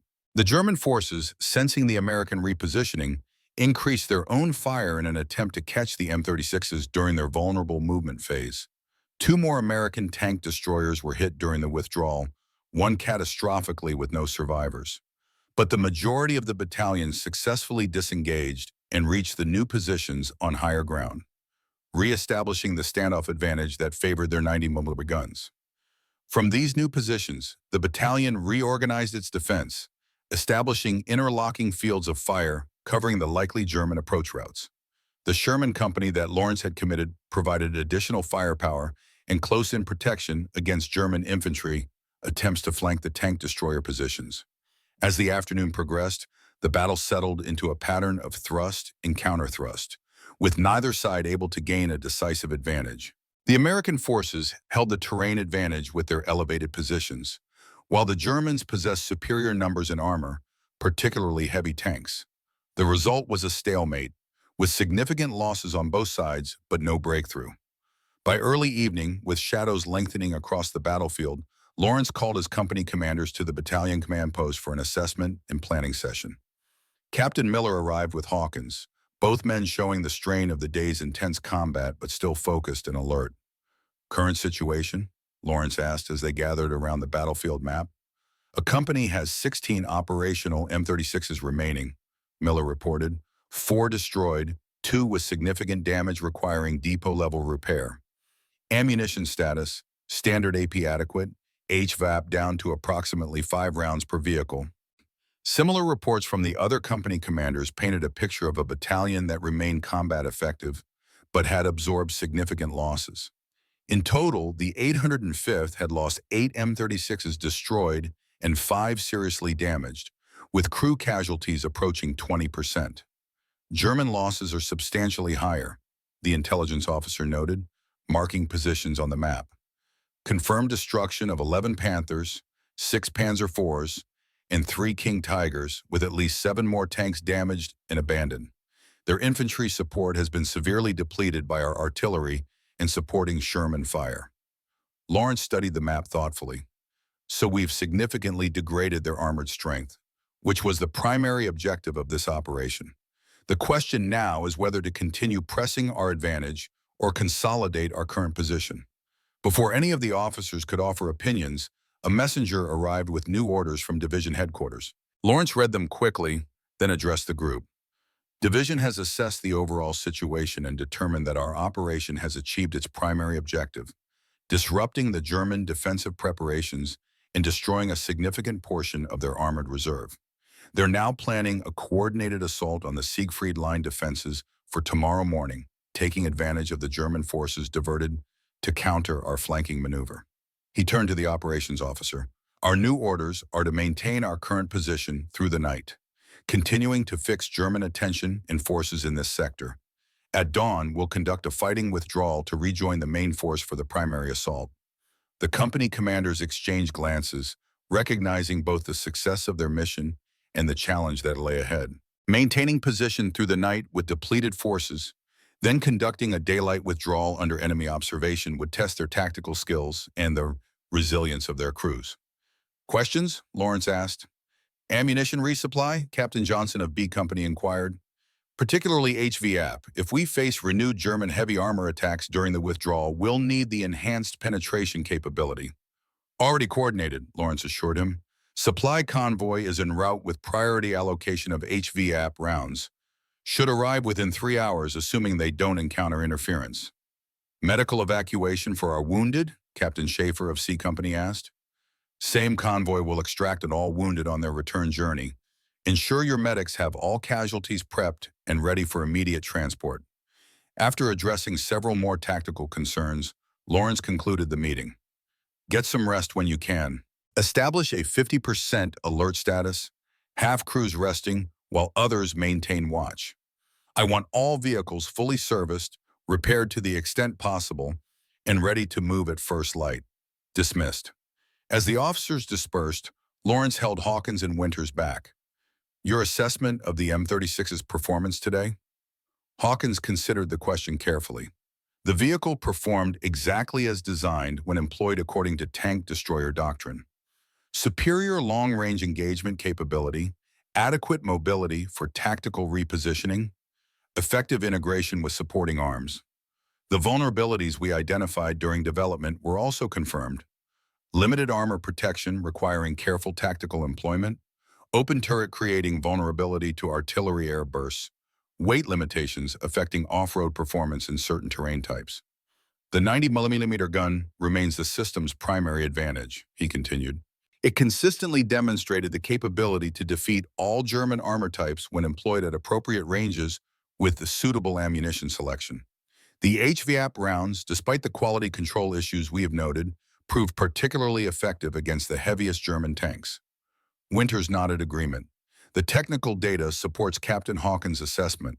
HVAP performance improved with the newer production batches, achieving approximately 85% of expected penetration capability across all engagement ranges. The main limitation now is quantity rather than quality. We simply need more of these specialized rounds to sustain operations against concentrated German heavy armor.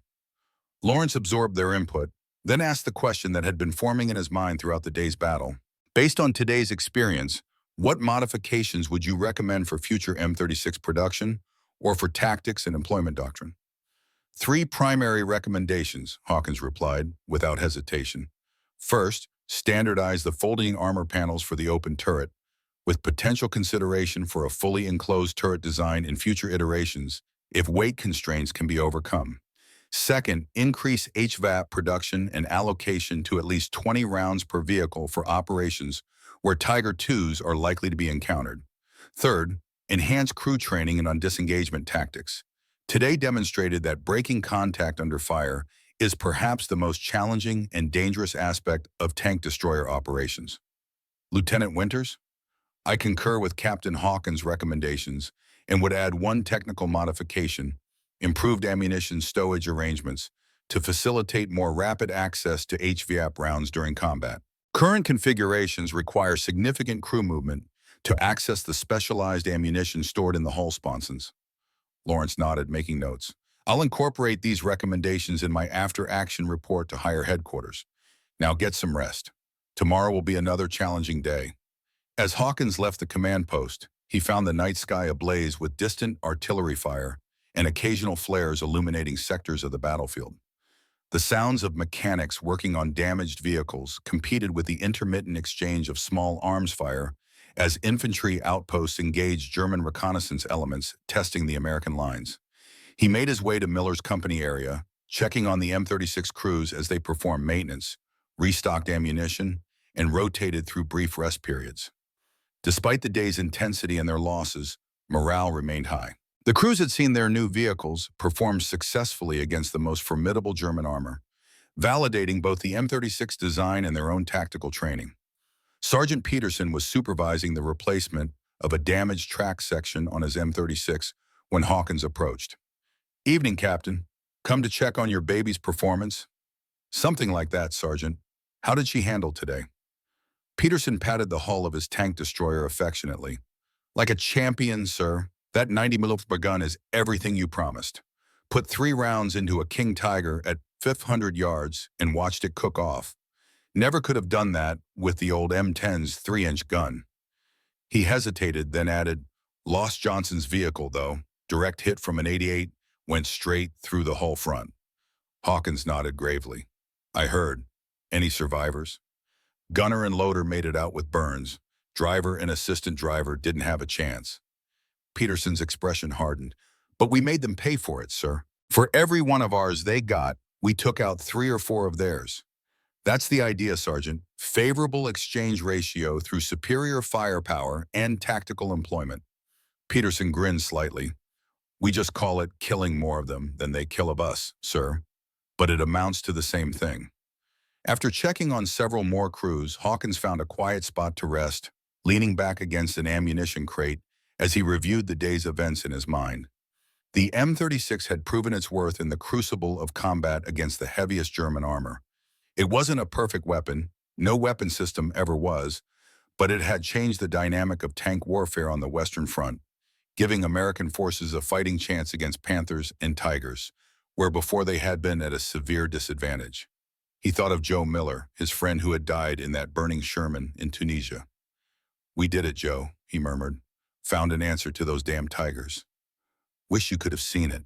Dawn arrived with a thunderous artillery barrage as the main American assault against the Siegfried Line defenses began. The 805th Tank Destroyer Battalion, as ordered, began its fighting withdrawal to rejoin the primary attack force. German attempts to interfere with the movement were met with coordinated defensive fire from the M36s and supporting Shermans, allowing the battalion to disengage successfully with minimal additional losses. By mid-morning, Lawrence's battalion had linked up with the main American armored thrust and was once again engaged in supporting the advance. The M36s took up overwatch positions covering the Sherman tanks as they pushed forward against diminishing German resistance. The previous day's destruction of a significant portion of the German armored reserve was already showing its effect. The defensive line was crumbling without adequate heavy armor to stabilize critical sectors. Late that afternoon, advance elements of the American forces reached the Rhine River, securing several crossing points after overrunning the final German defensive positions. The 805th, having played a crucial role in the breakthrough, established security positions overlooking the captured bridges. As the intensity of combat diminished, Hawkins found himself standing beside Lieutenant Winters at an observation point overlooking the Rhine. The mighty river flowed beneath them, its surface occasionally churned by artillery rounds striking the water as the last German forces retreated across the few remaining bridges. "We're looking at the end of Nazi Germany," Winters commented, watching distant explosions as German engineers demolished bridges to slow the Allied advance. "Once we cross the Rhine in force, there's little to stop us from reaching Berlin." "There's still fighting ahead," Hawkins cautioned. "The Germans will defend their homeland with everything they have left." But you're right, this is a decisive moment.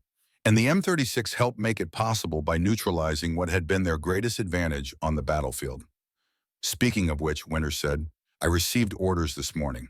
I'm being recalled to Aberdeen to implement the technical modifications based on our combat experience.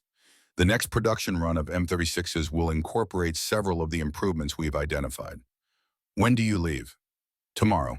Transport to Paris, then onward to England and eventually the States."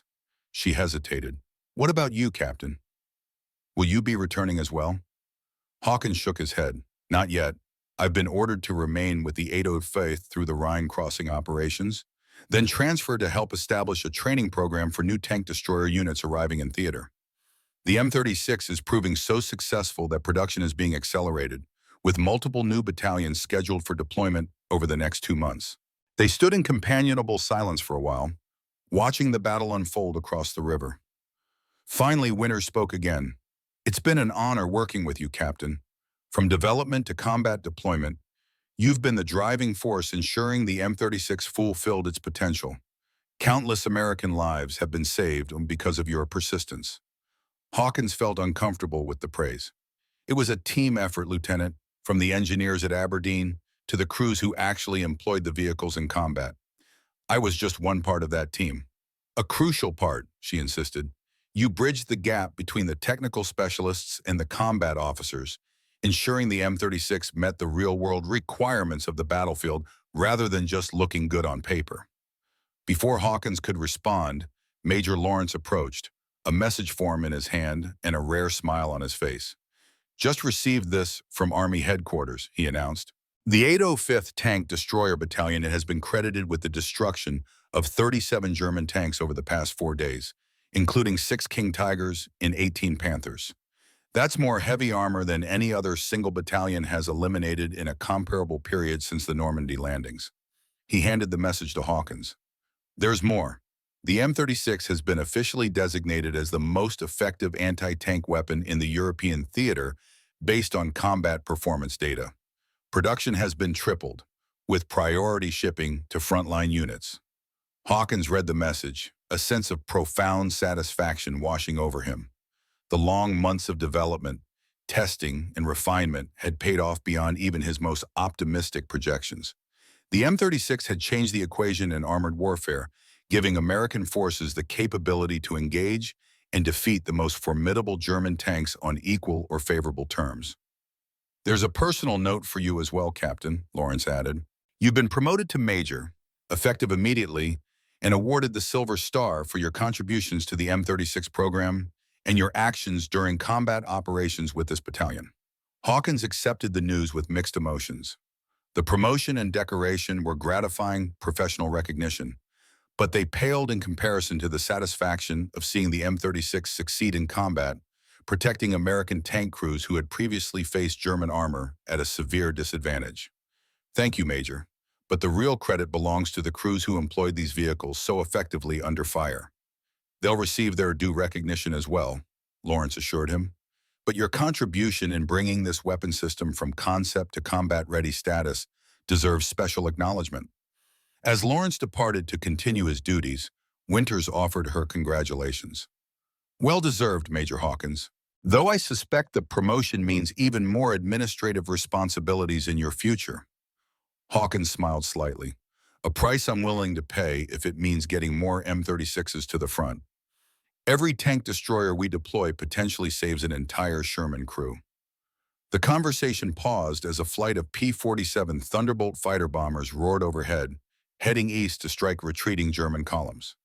The war continued, its momentum now firmly in Allied favor, but the fighting far from over. I should check on the technical data compilation before my departure, Winter said finally. The Aberdeen team will need comprehensive performance metrics to implement the modifications effectively. Of course, Lieutenant, I'll assist in any way I can before you leave. As Winters walked away, Hawkins remained at the observation point, his gaze fixed on the Rhine and the German territory beyond. The M36 had proven its worth, but the real measure of its success wasn't in technical specifications or performance metrics. It was in the lives saved, American tankers who now had a fighting chance against the fearsome German Panthers and Tigers that had dominated the battlefield for so long. He thought again of Joe Miller, whose death in Tunisia had set him on this path. The promise he had made beside that burning Sherman had been fulfilled. The M36 wasn't a perfect weapon, but it was exactly what American forces needed at this critical juncture in the war, a tank destroyer capable of defeating any German armor it encountered. As the sun began to set over the Rhine, casting long shadows across the water, Hawkins finally turned away from the observation point. The next phase of operations would begin soon, the crossing of the last natural barrier protecting Germany's heartland. The 805th Tank Destroyer Battalion, with its battle-proven M36s, would be at the forefront of that advance, continuing to clear the path for Allied forces driving toward final victory. The M36 had started as an urgent response to a battlefield crisis, American tanks outgunned and outarmored by German heavy tanks. Through innovation, adaptation, and the determined efforts of people like Hawkins, Winters, and countless others, that stopgap solution had evolved into one of the most effective weapons of the war. Not because it was the strongest tank or the newest, but because it was the fastest path to the right firepower at the moment it was needed most. In the world of warfare, timely solutions often outweighed perfect ones. The M36 tank destroyer embodied that principle, a practical answer to an immediate problem, delivered when and where it mattered most. As Hawkins made his way back to the battalion command post, he carried with him the satisfaction of knowing that the work he had helped complete had made a genuine difference in the war's outcome and in the lives of the men who fought it. The tank destroyer had found its moment, and in that moment, it had changed the course of the war.